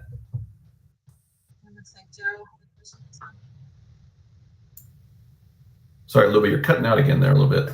I think we have a question from Joe. Yeah. Good afternoon, Luba and Don. Thanks for the presentation. I think it was really good. It certainly was helpful for me to kind of go to that website link. To be able to look at those maps a little closer in certain areas. I've got a couple of questions and comments. I'll just go ahead and kind of do them all at once, and then you can respond to them. Question, and Patricia brought it up too, the kind of circle around doctors, Picard and Grindstaff.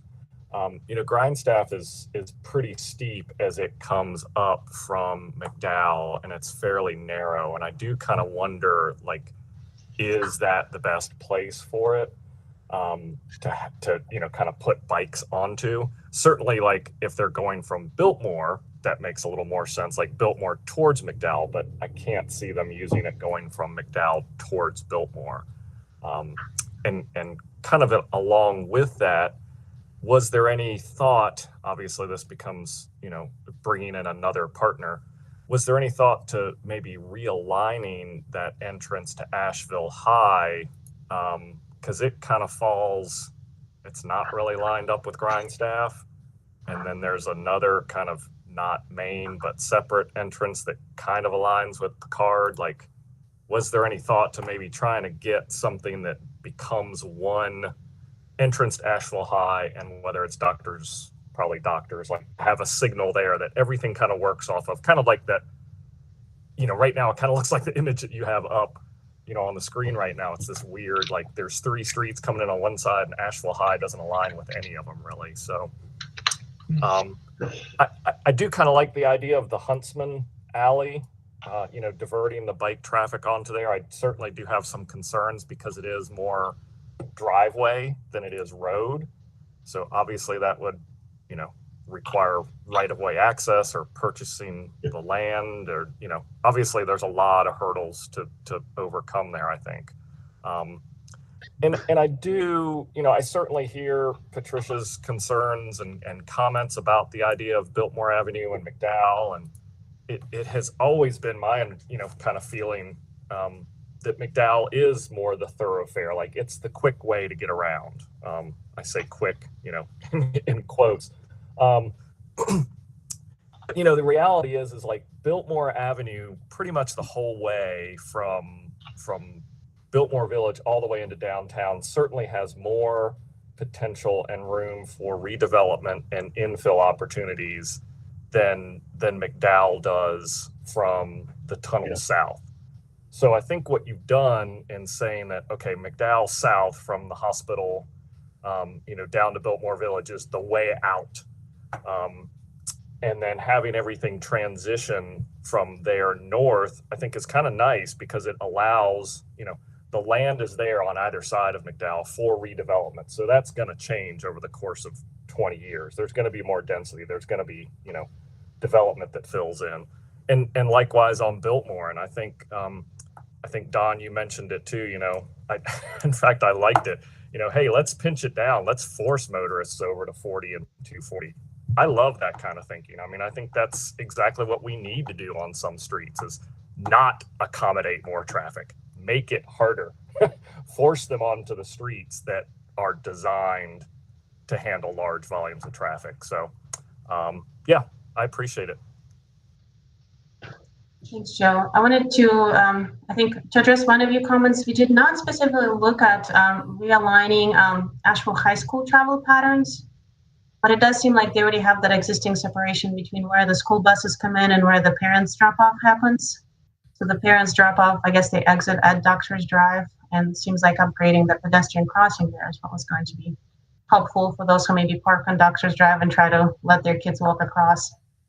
So that's certainly an opportunity for future improvement. I did want to share an example of a location I thought was maybe similar to Huntsman Place.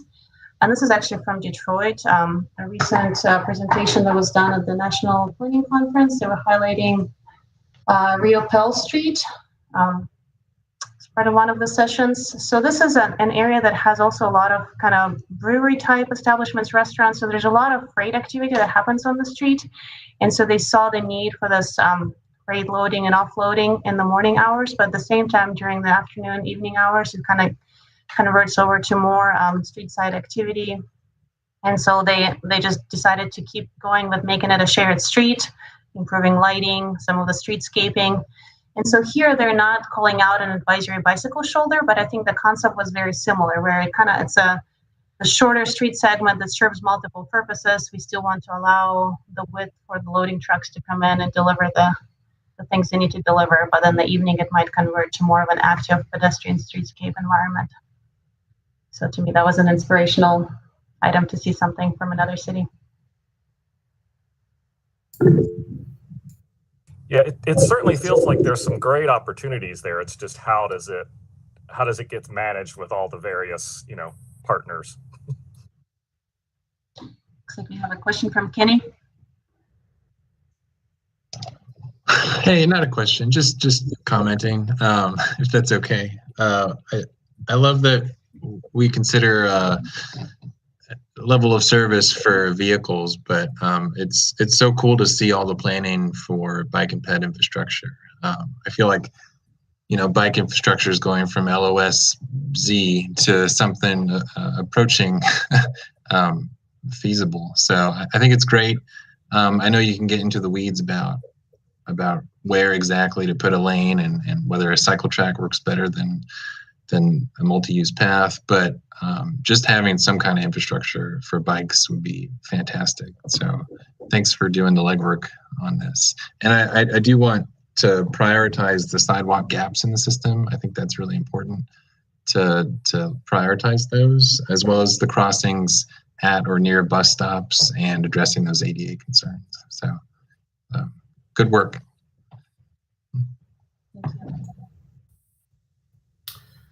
Good deal. Any more questions? Right on. Thank you folks very much. Luke was outstanding. We look forward to taking all of our thorough comments and incorporating them to your plan and seeing more in the future. Hey, Dennis, I actually have one little question. Oh, gosh, I'm sorry, Maggie, please. Remind me where this goes next, how these recommendations are utilized in what happens next with these ideas. So from my perspective, unless Dan wants to chime in, I would say that the city has an opportunity to take kind of this plethora of options and to pick a couple priority projects to move forward as part of the locally funded projects, and then select a couple that are really best positioned for implementing with state and federal dollars. So for example, if you're looking at alternative A, wholesale Biltmore Avenue rebalancing, that's a larger project that's going to require higher investment. So that's where the city would be looking for additional funding support from through the MPO for state funding and federal funding. And so I think that's kind of the path forward, as you have to seek a multitude of funding opportunities, because some of those projects are smaller scale, can be implemented with local funds over time, but a couple of those larger projects, it's just going to be a big lift for the city to do. And so this information then helps the city as you start looking at your next fiscal year budget planning and your other capital planning, right? So is that right? Yeah, that would tie into that. One way that it ties into that is if we are able to get federal state funding for projects, there may be a city match required depending on the nature of the project, and so that would be something to budget for. But I'd say one of the main purposes is to get some buy-in from NCDOT, because these are NCDOT streets, and try to move forward together with them on improvements. And so that's another purpose, is to try to get some consensus around what could be done. That's super helpful. Thanks. All right, thanks, folks. I much appreciate your time. Thank you. All right, moving on to our next item. We're going to talk about the Westwood Place, Waynesville Avenue Tactile Urbanism project from Mr. Sewell from Asheville on Bikes.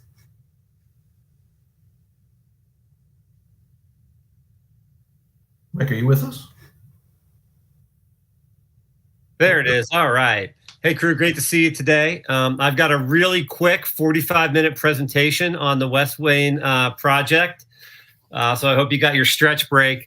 No, hey, the Biltmore McDowell corridor study, I think it's a great presentation, and I think it's a really great way to strategically work to advance complete streets, safer streets for all people moving by a variety of modes. But that's not why I'm here today. I'm here to talk to you about the implementation of the West Wayne project. And I sent a letter, and I just want to keep it really short and sweet. It was great to work again with the city under the Street Tweaks banner. Street Tweaks is a partnership between AARP, the Blue Ridge Bicycle Club, and Asheville on Bikes. And I serve as the project manager for the Street Tweaks team. We implemented our second project at the intersection of Waynesville and Westwood in West Asheville. And we did that from the 22nd through the 22nd, 24th, 25th, of May during Bike Month. And in that project, we built a roundabout, an egg-shaped roundabout. We installed 3 crosswalks, and we implemented sidewalk or curb extensions that are delineated. One business allowed us to close one of their ingress-egress to create a crosswalk. They valued the pedestrian facilities more than the ingress-egress. They had 2. So they said, yeah, you can have 1 for that. And then on Michigan, we converted Michigan Street, which is adjacent to Haywood, into a one-way. And there's an existing encroachment on the sidewalk. So we were able to put a sidewalk extension in the right-of-way that allows pedestrians to use Michigan Avenue once again. And I wrote my letter. I included a picture.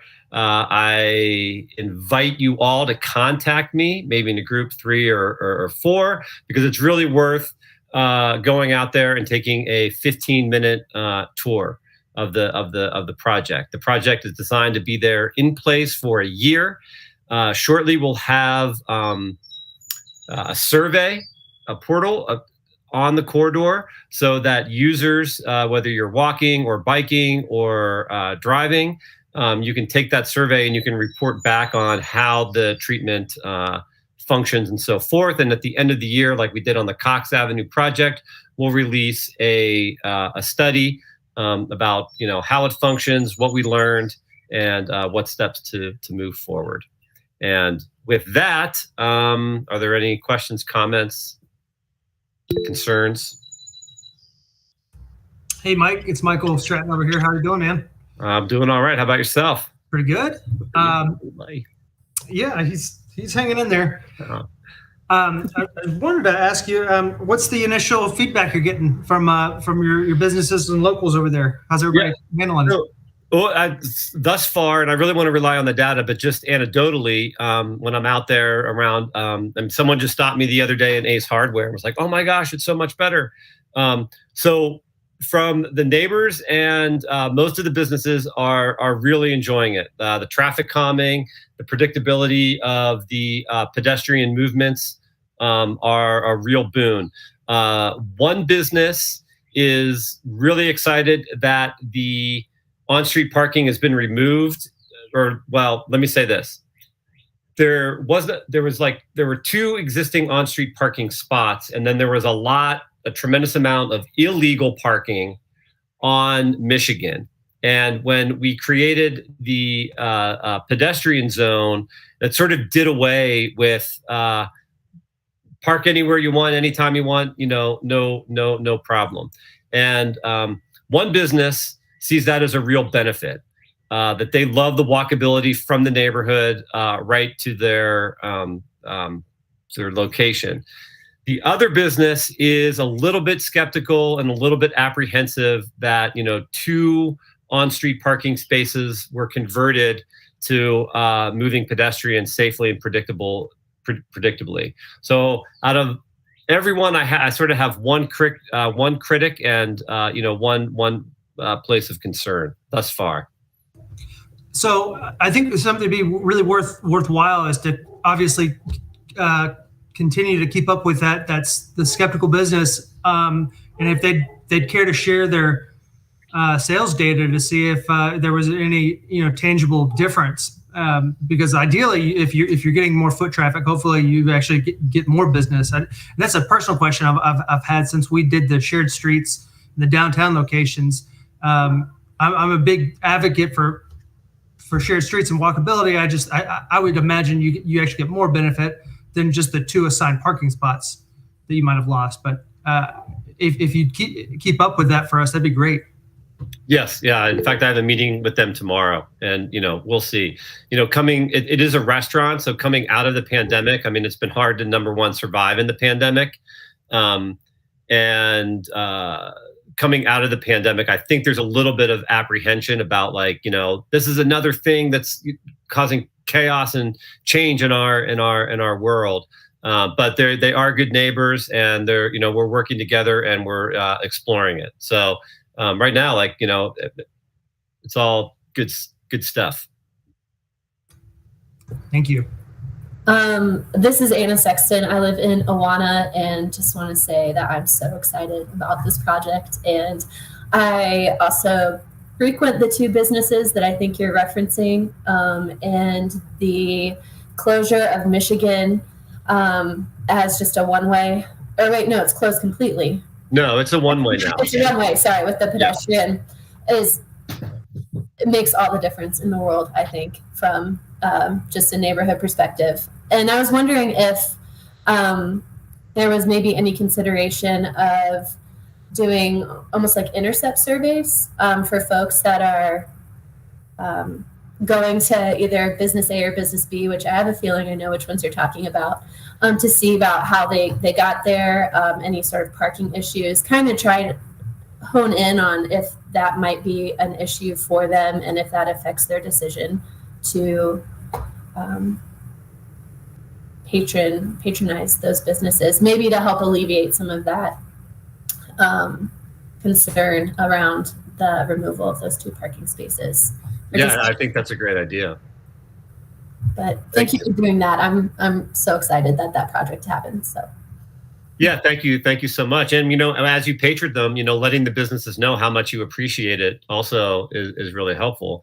And besides Asheville on Bikes, having Iwana support and the West Asheville businesses support, we're being able to work with UNCA and STEAM, People for Bikes, which is a national organization, and Wood Engineering. I mean, there were a lot of community volunteer hours that push this thing forward.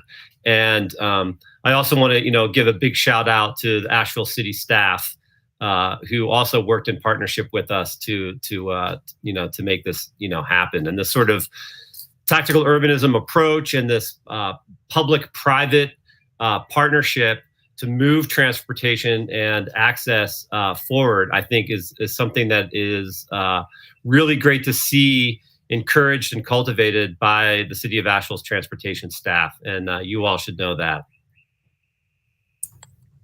Good deal. Any other questions for Mike?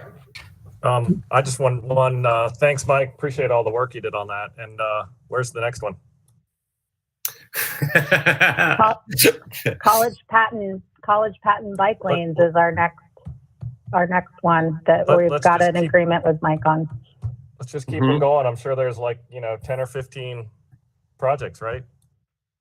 Yeah, I mean, there's one of the things that's really exciting, this sort of tactical urbanism approach, AOB raising our hand, like, we'll do it. We want to fund stuff. We want it to be safe.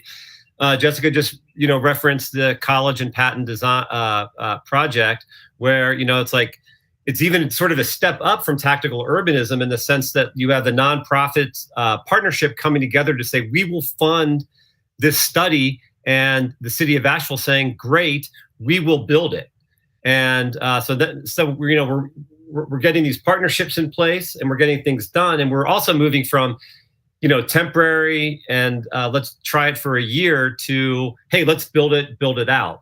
So we've got the College and Patent Avenue, which is moving this approach forward. And additionally, Asheville on Bikes is working again with other nonprofits to fund the Asheville Unpaved Phase 1 planning. So we're really ushering in a sort of a new way to work, and with government and with the private sector, the nonprofit sector, for the benefit of the city. So it's really exciting stuff. We're like rather than we're working together. Hey, Mike, I wanted to say that I think a big piece of that is the Street Tweaks' team doing a really good job and being very professional and having all your ducks in a row and doing all your due diligence and including all the right people. You guys, you make it look easy, but I know there's a lot of work behind what you do. And, you see tactical urbanism projects where they're like throwing hay bales out and traffic cones, but you guys are doing it right, and it shows. So thanks for the work you do.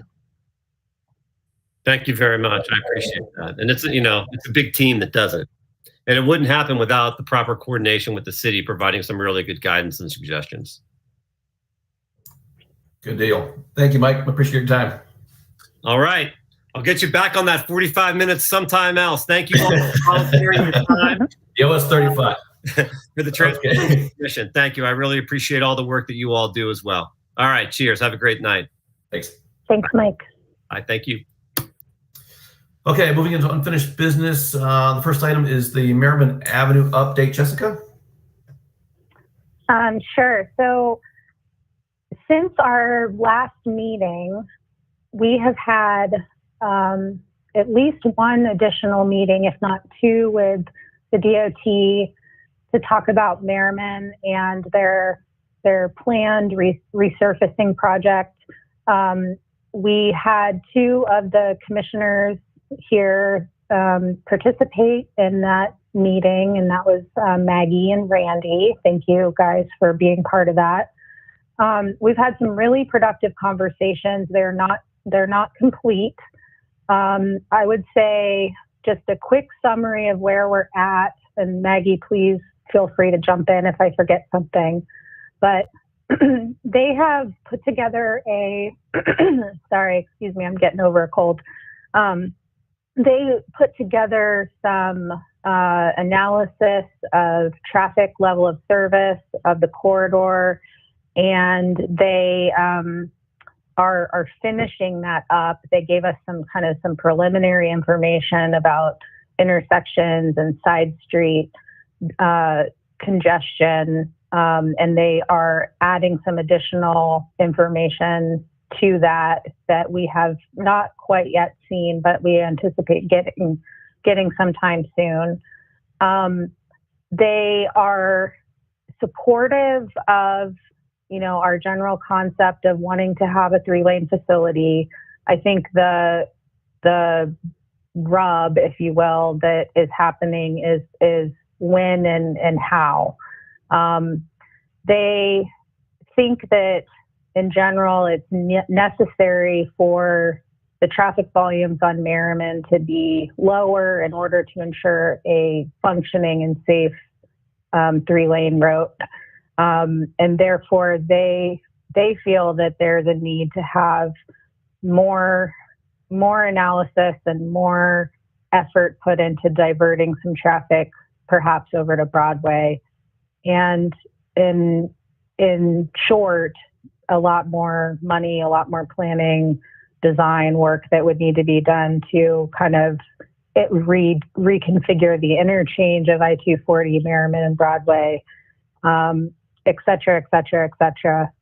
Whereas we feel, the city generally feels that that's not necessary in order to implement a road diet on Merriman, and that actually may facilitate diverting some of that traffic naturally. They have said more recently that they would be willing to implement the road diet as part of their resurfacing project under some conditions that are pretty hefty. And that includes the city taking ownership and maintenance responsibility of the corridor. So, it sounds like a positive, which is, that's a positive step forward. I will say that, but it's something that the city, I don't think, is in a financial position to do, and doesn't really know exactly at this point what that looks like in terms of the long-term financial responsibility of that corridor. So there's still a lot of conversations that need to be had. It sounds like there's some agreement from them that they're willing to postpone the resurfacing from this current year to the following year, so we can continue the conversation and do more studying of it, have more conversations with the public about it. So that's a positive thing as well, I would say. But we're a long way from an agreement, if you will, on the city, quote unquote, taking ownership of Merriman, because that's a significant undertaking. A resurfacing project is kind of like what we did with Charlotte Street, where it made the roadway surface better. It made some improvements to some curb ramps, but by and large, not much else was improved. And that's what we would be looking at if we took over Merriman ownership.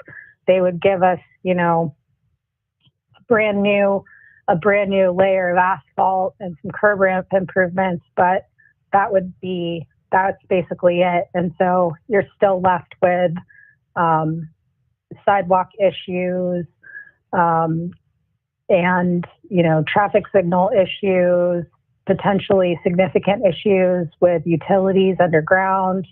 So it's kind of, it's a much bigger deal to say, yeah, we'll take it on. So we are currently working with them to schedule another conversation after we get some more of their data back, and we'll kind of go from there. I don't, have a schedule or anything like that, but I think after our next meeting with them, we'll be able to say, hopefully have at least some idea of what the next step is, whether that's coming to the multimodal or something else is still kind of TBD. Really, really nice work. That's awesome. I mean, I realize you guys didn't get to a conclusion, but it's not where it was. At least you guys have opened up the dialogue and really furthered that. That's fantastic. Thank you, everybody that worked on that. Thanks. Megan, do you have anything to add on that? I know you were attending some of these conversations. Yeah, I guess I would add, just for context, right? Like, I'd never been in a conversation with DOT before, right? Like, I really appreciated the spirit of collaboration they showed up. That's not always been my perception of how DOT has interacted with city partners. So I was really, I was hearing genuine, I hear your vision. let me tell you what the DOT barriers are in the way. So I felt like that was a really good relationship dynamic, which, as Jessica's saying, this is like really early. There's a lot of really complex and technical things, but like starting from that, I feel like is a strong start. We also were able to document and share and establish shared goals around safety, which I think is really, really important, especially I think from our vantage point, because safety is for anyone in the corridor, not just vehicles. So I think that that'll be anchoring in the relationship dynamic and the kind of negotiations that go forward. The other thing I'd add is that, they have some legit concerns, particularly about like on-ramping and off-ramping from 240, and that to improve that is a much larger budget conversation. And I buy it. I understand what they're saying, and I think that like the data that we're being given makes sense. So what I'm starting to wonder is like Merriman's a really, really long street. So are there parts of Merriman that this makes sense to get to our safety goals and to get to our community creation goals and all that type of thing? So I'm not really sure where any of this will go, but I'll just share that like that's on my mind of like, I still think it would be great if, a mile of the 3-mile road or whatever the numbers are, like that could be an opportunity to still move forward with the resources and the relationship opportunity at hand. But we'll see where it goes. And Randy was part of the calls as well. I know he's not on today, but really appreciated his tag teaming. And I think Michael, you and I talked about it at one point too. So just, as I continue to be involved in these conversations, would love to chat with anyone that has other ideas or other questions, like text me anytime, or we can chat so that I make sure that when I'm relaying parts in the conversation, I'm doing it true to us as a team, that it's not just my opinion. So I'm happy to hear from anyone further now or another time also. So thanks. That's great. I mean, I feel like, one of the goals was just to have some communication, some open channels, and it seems like we're definitely accomplishing that. So that's really excellent, and we're heading in the right direction on that. So I look forward to keeping up with it. And Jessica, one final point. Are concurrent to this kind of conversation, are we going to kind of work on maybe just a ballpark budget to understand what hit the city would take if they did take a section, be it 1 to 2.5 miles of that section, just so we would know what kind of appetite we have for an additional budget constraint? Yeah, I think that's possible. I should clarify that actually their proposal is for us to take ownership of Merriman, basically from, the city limit all the way down to where it becomes Broadway, Biltmore, and all the way down Biltmore to Southside. So it's much more than just Merriman. Their offer, if you will, is for us to basically go all the way down to Southside on Biltmore. And so, yeah, I think that we could probably do that. It would be probably very ballpark. I don't even know if they know what the situation is in terms of maintenance of utilities underground and stuff like that, stormwater. So that's kind of the big question, right? It's well, what kind of dollar figure are we talking about? I can tell you it's massive, right? I mean, it's going to be a massive number, because any kind of reconstruction of that roadway, which is really what it needs, is going to be a very high ticket item. That's not to say that there's not opportunities to get a lot of that grant funded through the state. Like we could submit it through the MPO and get it in the prioritization process, just like we've got a lot of our other corridors like Amboy, Sweeten Creek, etc. All of those, have timelines that are decades out. So that's kind of what we're up against, is how do we implement something now, recognizing that a larger project is going to be way farther down the road, whether it's us owning it or them. Either way, I think the end goal is to have Merriman be reconstructed so that we have proper pedestrian, bike facilities, transit facilities, etc. So.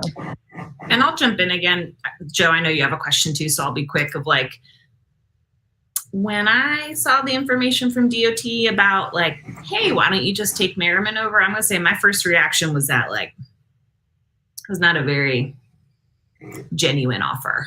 I think maybe Jessica, you were the one that wrote that was like, oh, you need to get from here to there. Why don't you take my 50-year-old jalopy and I need one of the tires too. Like, I didn't take it seriously at all. And I don't know if city staff is, but to me, and what I elevated on the call is like, I do not see that as a solution for us to get the safety we need on our major corridors that DOT owns through our town. That sounds like them being like, I'm afraid of dealing with community engagement in Asheville, so you take it. And like, I don't know if it ever came to us to really talk about. I have a lot of opinions that like, Merriman is the second of these type of conversations. We're going to have more and more as we look. I mean, just the study we just had from Luba, you know, like if DOT's response anytime we're like, let's talk about safety, anytime you touch our roads is sure you take the street, like that's not a good faith relationship. So I interpreted that as a very first lob, and I think that there's ways to get where they want and we want, where like I just don't really take that seriously, and so it's not really on my mind for where this goes in the future. But that's me as a volunteer commission. Well said. Joe? Yeah. Well, so my question was, and you made it even a bigger question, Jessica, was if DOT is genuine about that, I mean, are they really saying, okay, it's no longer a DOT road, it is a city street, which where you started going with, obviously it needs to get reconstructed, it needs to get rebuilt, it's a big MPO 20, 30-year time horizon. Like, holy crap, that, like, my planning mind goes to, if the DOT is serious about that, wow, like the city almost needs to find a way to do it, because then it is the city's control and the city can do with it what they want. You know, it's, I realize it's a huge thing, but like, are they really saying it's, you know, whatever, US 25, but the city owns it? Like, and I don't know if you know that now, but I don't know. Seems like there's like that opens up a big opportunity and can of worms, obviously. Yeah, and I should have added that part of the proposal, I'm just going to call it a proposal, which I agree with Maggie is just a lob, if you will, is that part of the deal would be that we take ownership of it. US 25 gets transferred, if you will, over to Charlotte Street and then on to 240. And therefore, Merriman and Broadway, Biltmore are not a designated US highway anymore, which, you know, practically speaking, I don't think that anybody gives a crap about highway designations these days. I think they're kind of meaningless things, but in DOT land, it's still very important to them. And unfortunately, any state roadway comes with, you know, we basically don't have a whole lot of say in what happens on it. When you add the layer of it being a US highway, it makes it that much worse. And so another aspect of their proposal that we don't particularly like, or feel that would definitely need a lot more conversation, is this idea of the US designation being transferred to Charlotte Street, because again, we would be losing control of that. And, you know, I still question whether it's even necessary at all. So it's a multifaceted proposal. It's the ownership and maintenance it's the U.S. highway designation, and the, you know, taking on the responsibility of that roadway for everything from, you know, sidewalk panels to light poles to liability. It's a lot.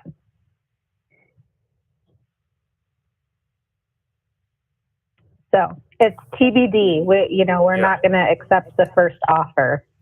Right. Yeah. That's where all conversations start with the first initial I offer. certainly wouldn't want to be like, okay, like, you know, to go off of what Maggie said, here, take my jalopy and let me have that, you know, 1990s that you polished up over there on Charlotte Street, you know, or like. Well, and it's Charlotte Street, not Charlotte Street, which has a really important layer for the community when we're talking about reparations. So I think that's a really, really important distinction. So like DOT, it could be very coincidental that they mentioned this extremely complicated space that the city owns. So I don't know, like I read all that together and it was like, well, of course we're not just going to hand over this very complicated space to DOT when we're trying to sort through reparations together, which again just made me be like, I'm not sure how genuine the Merriman offer is. I think they are sincere that like the highway designation is important to them, but again, I just, I don't know. If you've ever played chess, it just seemed like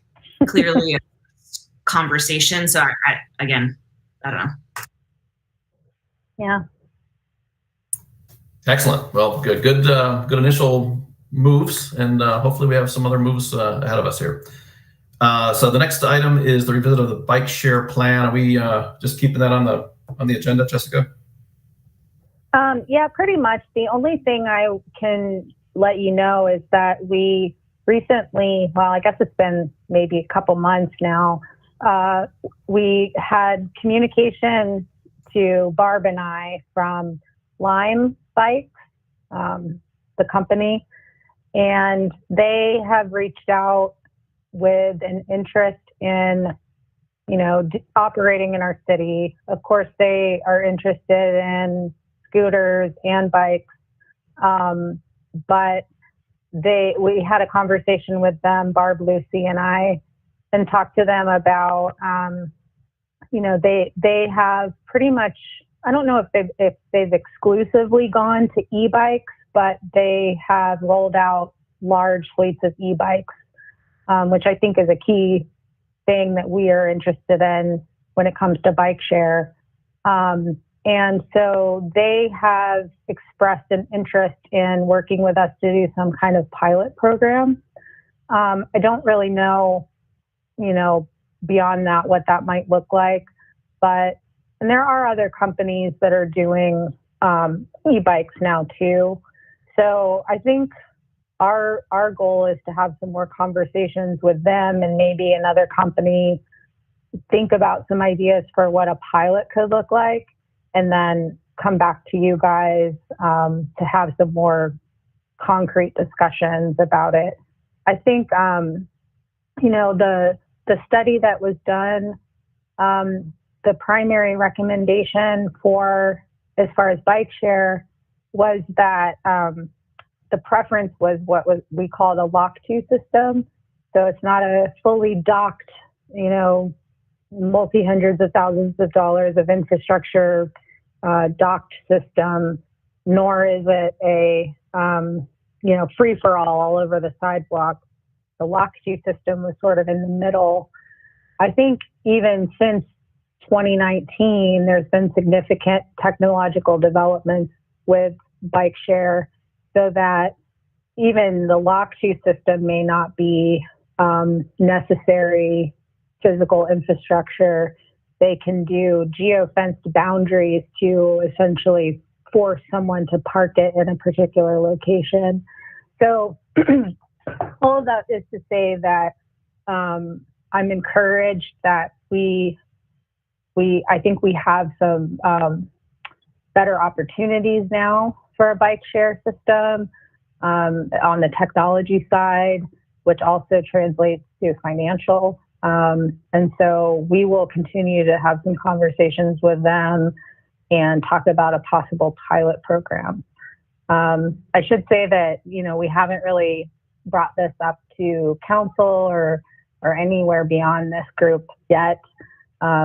So that's another thing that has to happen too, is whether or not there's an appetite for this. And again, this is all separate from e-scooters. So that's a whole other ball of wax to talk about in the future as well. Yeah, that's great news. I mean, I feel like the future of our city is e-bikes and e-assist. I think there's a lot of opportunity. I'm seeing them everywhere around town, and I've just anecdotally from neighbors hearing people use them, and how when they're going somewhere and they want to show up not exhausted and really sweaty, it's a great tool, and it's a great thing. And I really feel like I'd love to be a part of a pilot program so long as it meets the criteria that we need to do to keep our sidewalks clear and keep folks in line. I love that concept. Yeah. And I know, Jessica, the e-scooter thing is a separate issue, but I do still want to kind of just, because I really hate the fact that normal people can't use a scooter. So, you know. Right. No, I totally agree. And, now that we have a new council, maybe there's more opportunity for that. Now that we're through the budget process, I think that could help things too. So it's definitely not dead. I agree. I think at the minimum, there should be personal use allowed, because it's happening already, right? I will say that the bike share companies that are also pretty much scooter share companies, they seem to feel that the e-scooter component of the business model is extremely important, that it's kind of the key component to making it pencil financially. I don't know enough about the business models to know how much of that is true. I mean, it seems logical to me. An e-bike is going to cost a substantial amount more than an e-scooter, maintenance, etc. All of that is going to have a higher price tag. So they feel that the e-scooter piece of the puzzle is a necessary piece in order to make it financially feasible for them. So they understand that we currently have a ban on it, and that we, don't have any immediate plans to unban them for sharing companies. And they're still interested in the conversation about bike share. So that's great.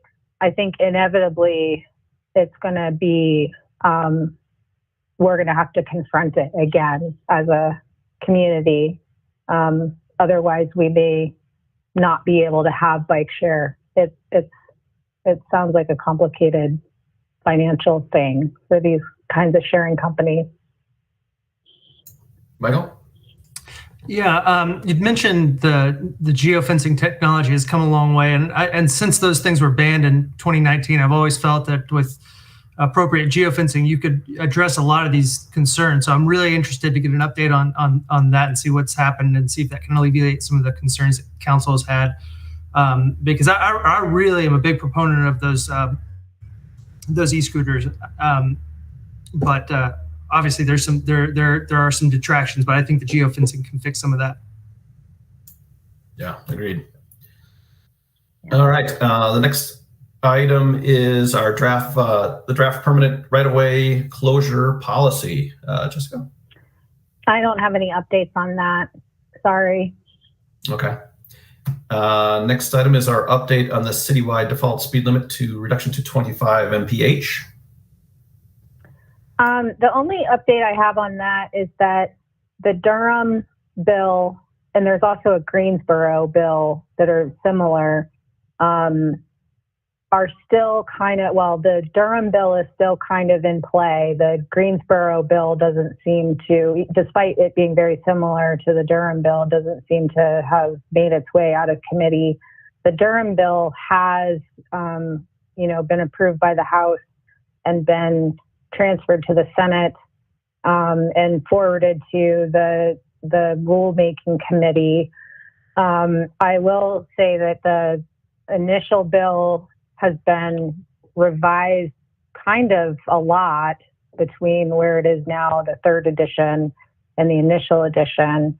And and it makes it very narrowly focused in terms of what can be signed a 25 mile per hour bill or 25 mile per hour road. And, obviously not technically relevant to Asheville, but it's something that we want to keep an eye on just to see, what they're able to accomplish, to see if we might be able to accomplish something in the future. So there's a link to both of those bills, the initial bill versus the current one in your agenda. And we'll keep following it. Great, thank you for those links. I'll check them out. Okay, the next section is the committee updates. We'll start with transit. John, do you have a couple of items for us on transit? If I can unmute myself, yes.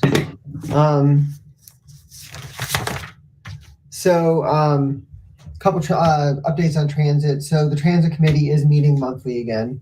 They were meeting whenever they could. It was kind of irregular for a while, but we are meeting monthly again. In the last meeting, we voted to support the Reimagining Safety that Carmen Ibarra presented to us. There are bus stop updates that are currently underway. There's a new person that's coming on that's going to be overseeing that, and she'll be on, I believe, full-time in mid-July. And then beginning October 1st, they will be implementing frequency. They'll be increasing frequency of the S3 and the S6 in South Asheville. Beginning June 1st, the fare-free bus service ended, and that seems to be going pretty smoothly so far. One other note is that during the pipeline disruption, that the bus system service was not interrupted at all. So that's all I have, unless anybody has any questions.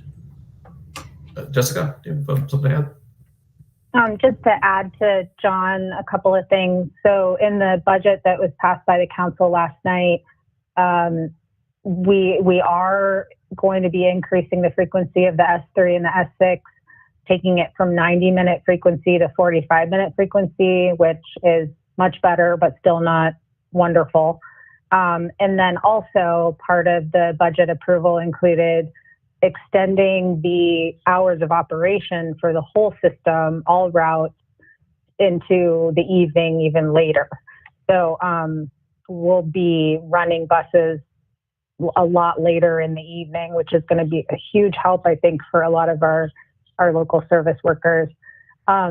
The other really good, well, I have two other really good transit-related news items that I just wanted to share while we're on this topic. One is that the city closed on the Talbert lot yesterday. So that is the parking lot that's directly to the south of the transit center. And so we closed on that yesterday. So that's a huge win, I think, that we should all be really proud of and excited for. Obviously, a lot of work will need to be done to figure out what to put on that lot, but getting it under the city control was a necessary step in terms of implementing our transit master plan. So pat on the back for that. And then yesterday, we partnered with MAHEC and Beloved and held a vaccination event at the transit center and got 71 people vaccinated yesterday.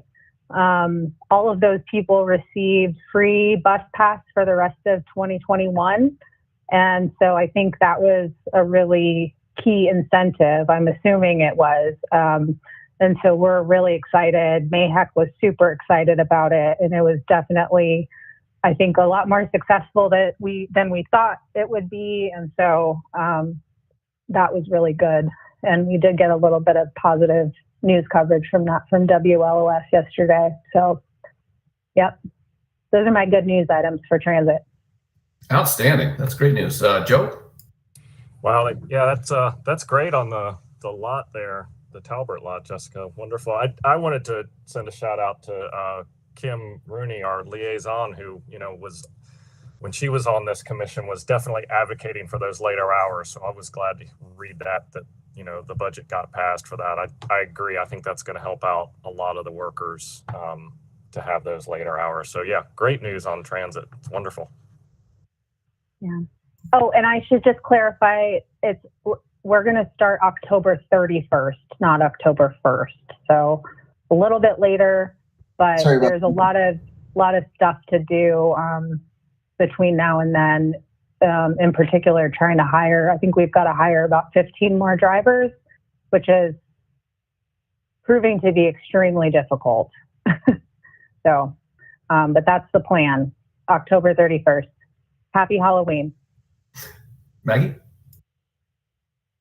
I was looking at the memo from May from the transit, and I was just wondering if reading through and seeing the MPO's regional transit feasibility study information, that just really piqued my interest. It seems early, but I don't know, anything interesting to share outside of what's written there? It seems like, for those who aren't in the weeds of it, like there's a firm and they're looking at, or they've started to research 3 different options for a regional transit authority.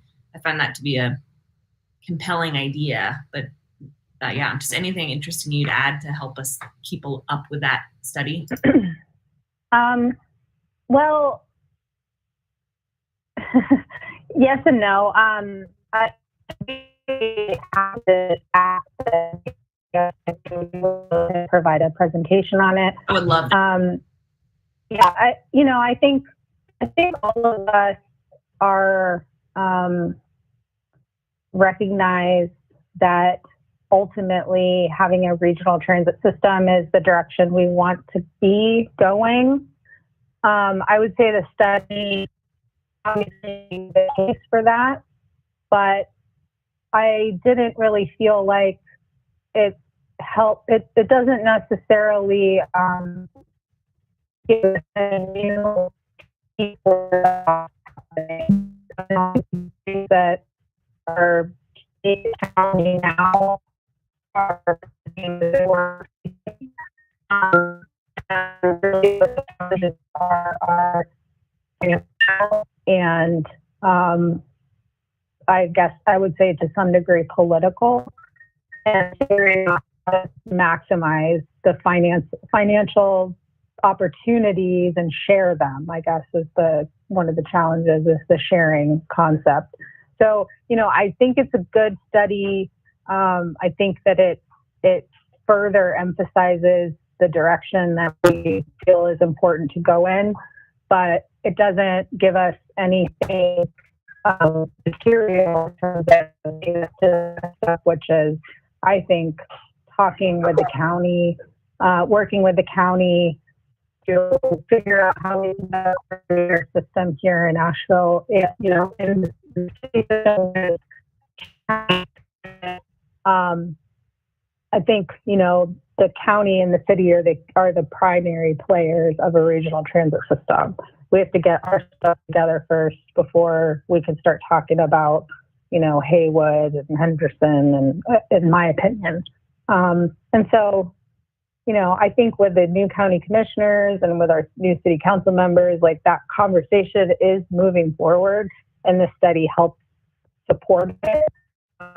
But I don't say that there's any silver bullet aha moments in it,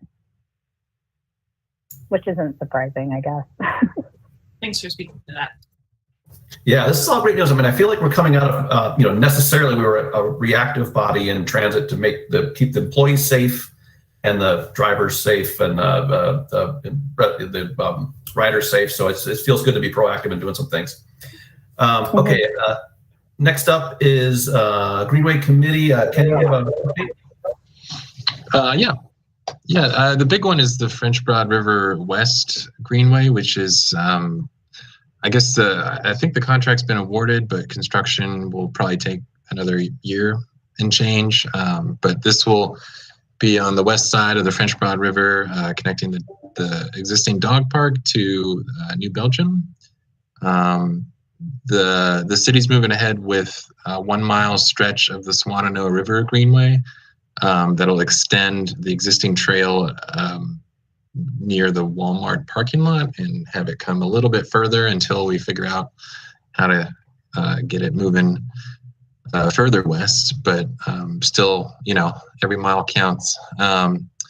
The Nasty Branch Greenway is moving ahead, and we toured the length of that, as well as the connectors, which are kind of on-road facilities, wayfinding, and kind of creative solutions to find missing links. But ultimately, people will be able to get on a trail in the River Arts District and get all the way to McCormick Field safely, which is pretty cool. The Reed Creek Greenway extension feasibility study should be moving forward soon to look at connecting the existing Reed Creek up to Riverside and then down kind of through Montford to the pedestrian bridge. And then we talked a little bit about the aesthetics committee's work with the I-26 project, looking at making sure that DOT's plans for the greenways along the interstate project connect to residential neighborhoods. So when there's like a dead end cul-de-sac and the greenways running pretty adjacent, how to find that missing piece so that people can access the trail without having to go all the way to like a major thoroughfare to get onto it. And then we're also working on trail etiquette signs. There's been a lot of anecdotal stories about conflicts, especially in the River Arts District on the new trails. We got rollerbladers, dog walkers, families with kids, and everybody's competing for the same trail. And so we're trying to come up with a creative, fun way to remind people of what they're supposed to be doing on the trail. All right, on. Thank you. Okay, the next section is bike ped. Unfortunately, Randy couldn't make it today, and they had some hiccup in minutes. Looks like they talked about a few of the items that we've already covered off on today, some of the work in West Asheville, and then some striping that had occurred. Does anyone else have any update on that area? Otherwise, we can kind of hold off for Randy next month. All right, we'll do that. I don't have an update. Sorry, this is Anna. But I do have sort of a comment regarding greenways and the Amboy Road conflict area that we have talked about in previous meetings, and wondered if there's been any sort of continued discussion with NCDOT on that through city staff or even the Greenway Committee. Sorry, that's my first question, because actually I have a follow-up to that. And in addressing that conflict, was wondering if something as simple as sort of like if you go to the Street Tweaks project on Michigan Street and see the pedestrian bollards, setting something up like that along the turn onto Amboy Road to just give some sort of pedestrian area that's specific and delineated from vehicular traffic as sort of like a quick and easy option for safety. So just wanted to bring that up. Yeah, and I can give you an update on that. I'll say a semi-update. The DOT has approved a project to essentially widen I think it's the north side of the bridge, the sidewalk there, widen it substantially, I guess I would say, enough to serve both pedestrians and bicyclists, I believe. And I think also include some railing improvements and separation from the travel lanes. And I think the city is going to partner with them.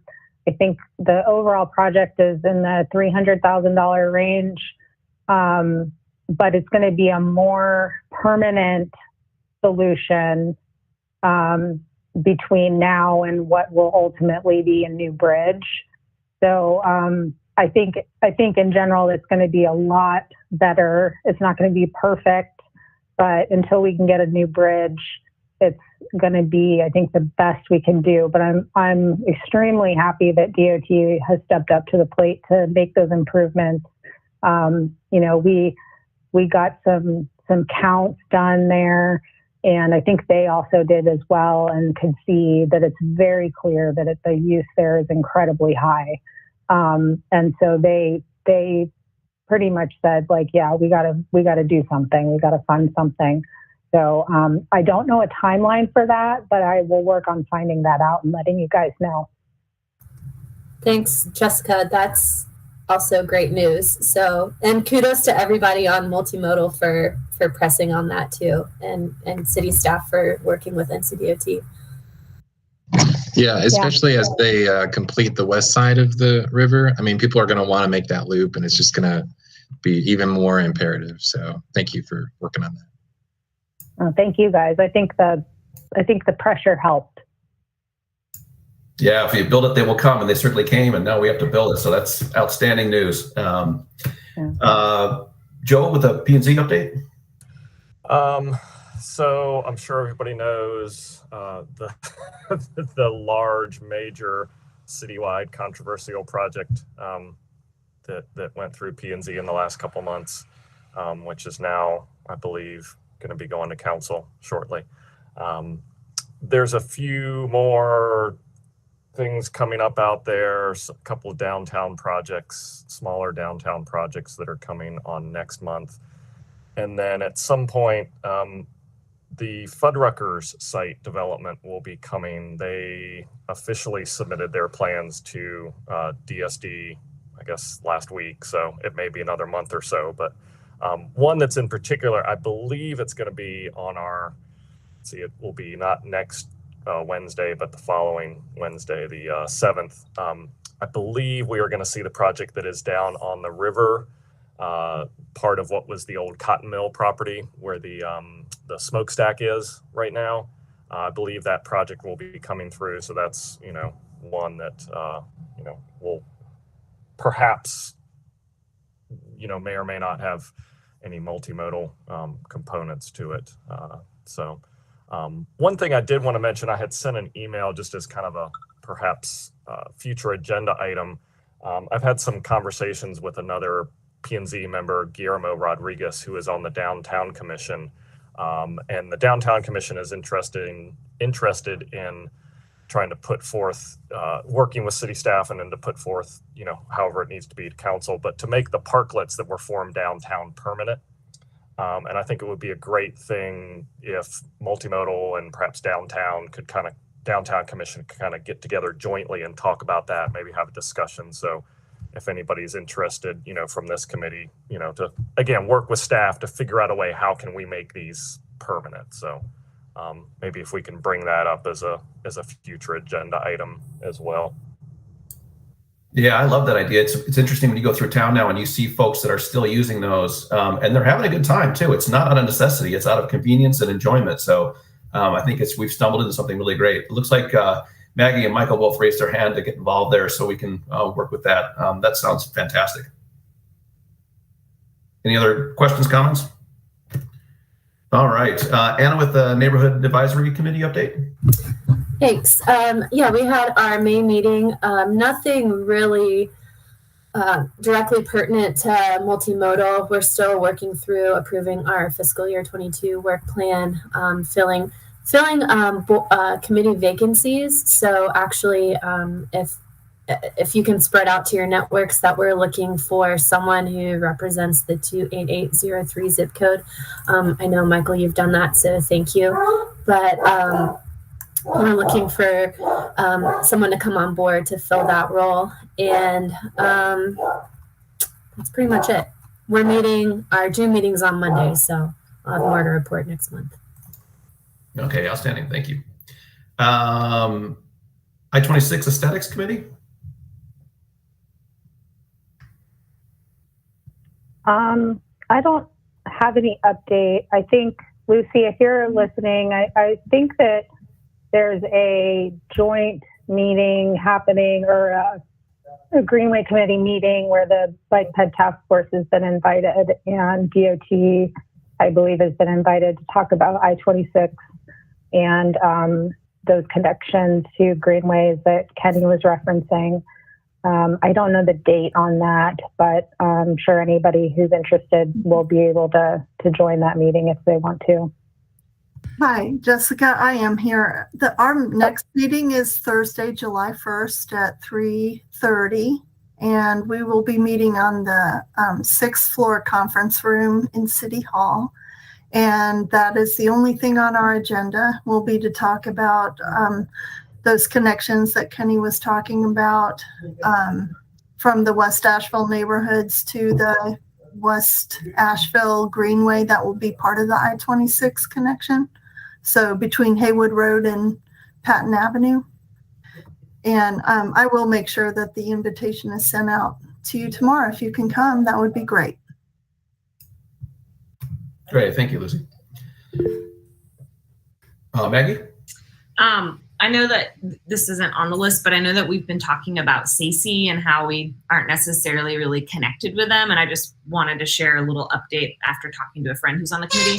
And you can find their agendas online if you want. But essentially, they are hiring a firm to update the sustainability management plan, basically to create another or to update the municipal climate action plan. And so from the sustainability nerd in me, like, this is a really important intervention plan, right? Like, they haven't had a new plan to guide their municipal carbon footprint work in 10 years. So, and their engagement looks like they're going to heavily lean on the SACE committee and staff, but there might be a place for us, Jessica, to talk with the sustainability office of just, I don't know, I just can't imagine that only thinking about energy and not transport. Like, there's a disconnect there, and that this committee might be a resource at some point in their engagement loop. So that would be something I'd be curious to see if there's bandwidth within their planning, because we like being involved in plans. That's a big function, it seems like, of this commission. So it seems like a cool opportunity.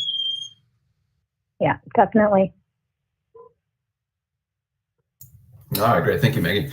Note the list of projects that we have. As always, future agenda items are listed there as well. If you have anything you'd like to add to the agenda, we could do that. Joe, you have a comment? Yeah, it's okay. I was going to mention, I just mentioned one about the parklet thing as a future agenda item. Another one, and again, I sent both of these just email too. I know, so planning and zoning is moving into in-person meetings starting next month. And I know we've already had in just chair staff discussions of how are some of the things that have been available virtually with these virtual meetings to the community. How is that going to potentially carry forward? And I have no idea what the time frame is for this board commission to move virtual, but it seems like maybe we should start to talk about that, because I think it's going to start to become an issue that city staff, IT department is going to need to figure out. How do they take some of what they've been doing now that the community has gotten used to, i.e. watching a recording, like, how are they going to be able to keep doing that when it goes live? So it, just to add on. And then one other comment about some of the, one of the things on the future agenda items, I noticed there was a link to an article in the LA Times about, traffic calming, speed enforcement, speed bumps. There was also an article in the Citizen Times today about how traffic stops in the city of Asheville are down 85%, which I think we all know why, partially because there's no staff, but also there's our wonderful council liaison is quoted in there bringing up the idea of automated enforcement again. So it's, the conversation is starting. So I think if we just kind of keep pushing it, maybe too, it'll get there. Yeah. I can speak real quick to what I know and what I don't know about in-person meetings. So we were told today, actually, that once the emergency order at the state level is lifted, which I believe is happening at the end of July, then there's not any legal authority in place for virtual meetings to continue. So the city is planning on transitioning the quasi-judicial boards, including P&Z, back to in-person in July. And they want all the other boards and committees and commissions to transition back to in-person in August. The downside or the bad part is, and I'm hoping that maybe between now and then it can be resolved, is that they don't have the necessary technology in the first floor conference room, which is where our meetings are held, to facilitate continuing to do this live stream thing. I don't know. I feel like there's a way to get there, and I am hopeful that we can figure that out before August, because I think that's important. I personally feel like it's an important part of this. What we've learned is that having these live streams is important. So that's going to be TBD. I also heard that they have equipped the first floor conference room with laptops that'll be there for the members, whatever board or committee is meeting in there. There will be laptops available for their use during the meeting. So I think we're getting there, but I can't promise that we'll have the same level of live streaming and call-ins and things of that nature when we transition back to in-person. I'm hopeful that it'll happen soon thereafter, though. Yeah, I was thinking, even if all the commissions and boards kind of bring it up as topics to talk about, I hate to say it, but it's one of those, like, the boards and commissions pushing the city IT department to figure it out, but maybe it needs to be, because I do think, some of the conversations that Tony Hauser, the chair, and I had around it are, there's a lot of people that just can't come. We've had that discussion as a committee trying to get members. It's a horrible time. And so for a lot of people, it's listening to the recording. I know council members have said they listen to the recordings. I think it almost has to be that it goes forward. And so how to get there is just one of those conversations that's got to happen somehow, awkwardly, horribly. So thanks for the update, though, Jessica. I do know that, P&Z, they started us with the Chromebooks before the pandemic. So I know that the intent was to transition them to everybody having them, essentially in that first floor conference room. Seems like if those Chromebooks have cameras on them, that somehow we could just, have everybody like we're doing right now, but everybody's in the same room together and you know what I mean? Seems like that might be possible, but I don't make those decisions. Yeah, I like that idea. One microphone and all the images. Above my IT pay grade. Guerrilla style, have one of us record the Zoom and post it on YouTube. I'm sure the city would love that. I'm being playful, but I just want to underscore and echo the strategy, Joe, that you have of let's demand what democracy needs. And this is we can't go back. We can't go back. That's just not how an engaged community is that's equitable and inclusive and accessible. So I just want to, thanks for thinking about it, Joe. It hadn't been on my radar, and I just want to echo that. Yeah. Well, and I think maybe if the boards and commissions mention it to city staff, we're mentioning it before the public starts mentioning it. Because as soon as the meetings go in person and there's no recording, they're going to hear it. And it's not going to be pretty. Right. Yeah, I agree. Yeah. Okay, our next meeting we're scheduled for July 28th. There's one other item that I want to bring up. We're still on schedule. A lot of good things are happening with Maggie's great help about our half-day retreat that's going to be coming up in the fall. More information is to come. We have a couple of items that we're going to working on. We're trying to make sure that they're going to be available and ready for us. But we'll have that happening. As soon as we know that, we'll get that out to everybody. And without any other questions, we can adjourn. All right, folks. Thanks so much. Take care. Thanks everybody.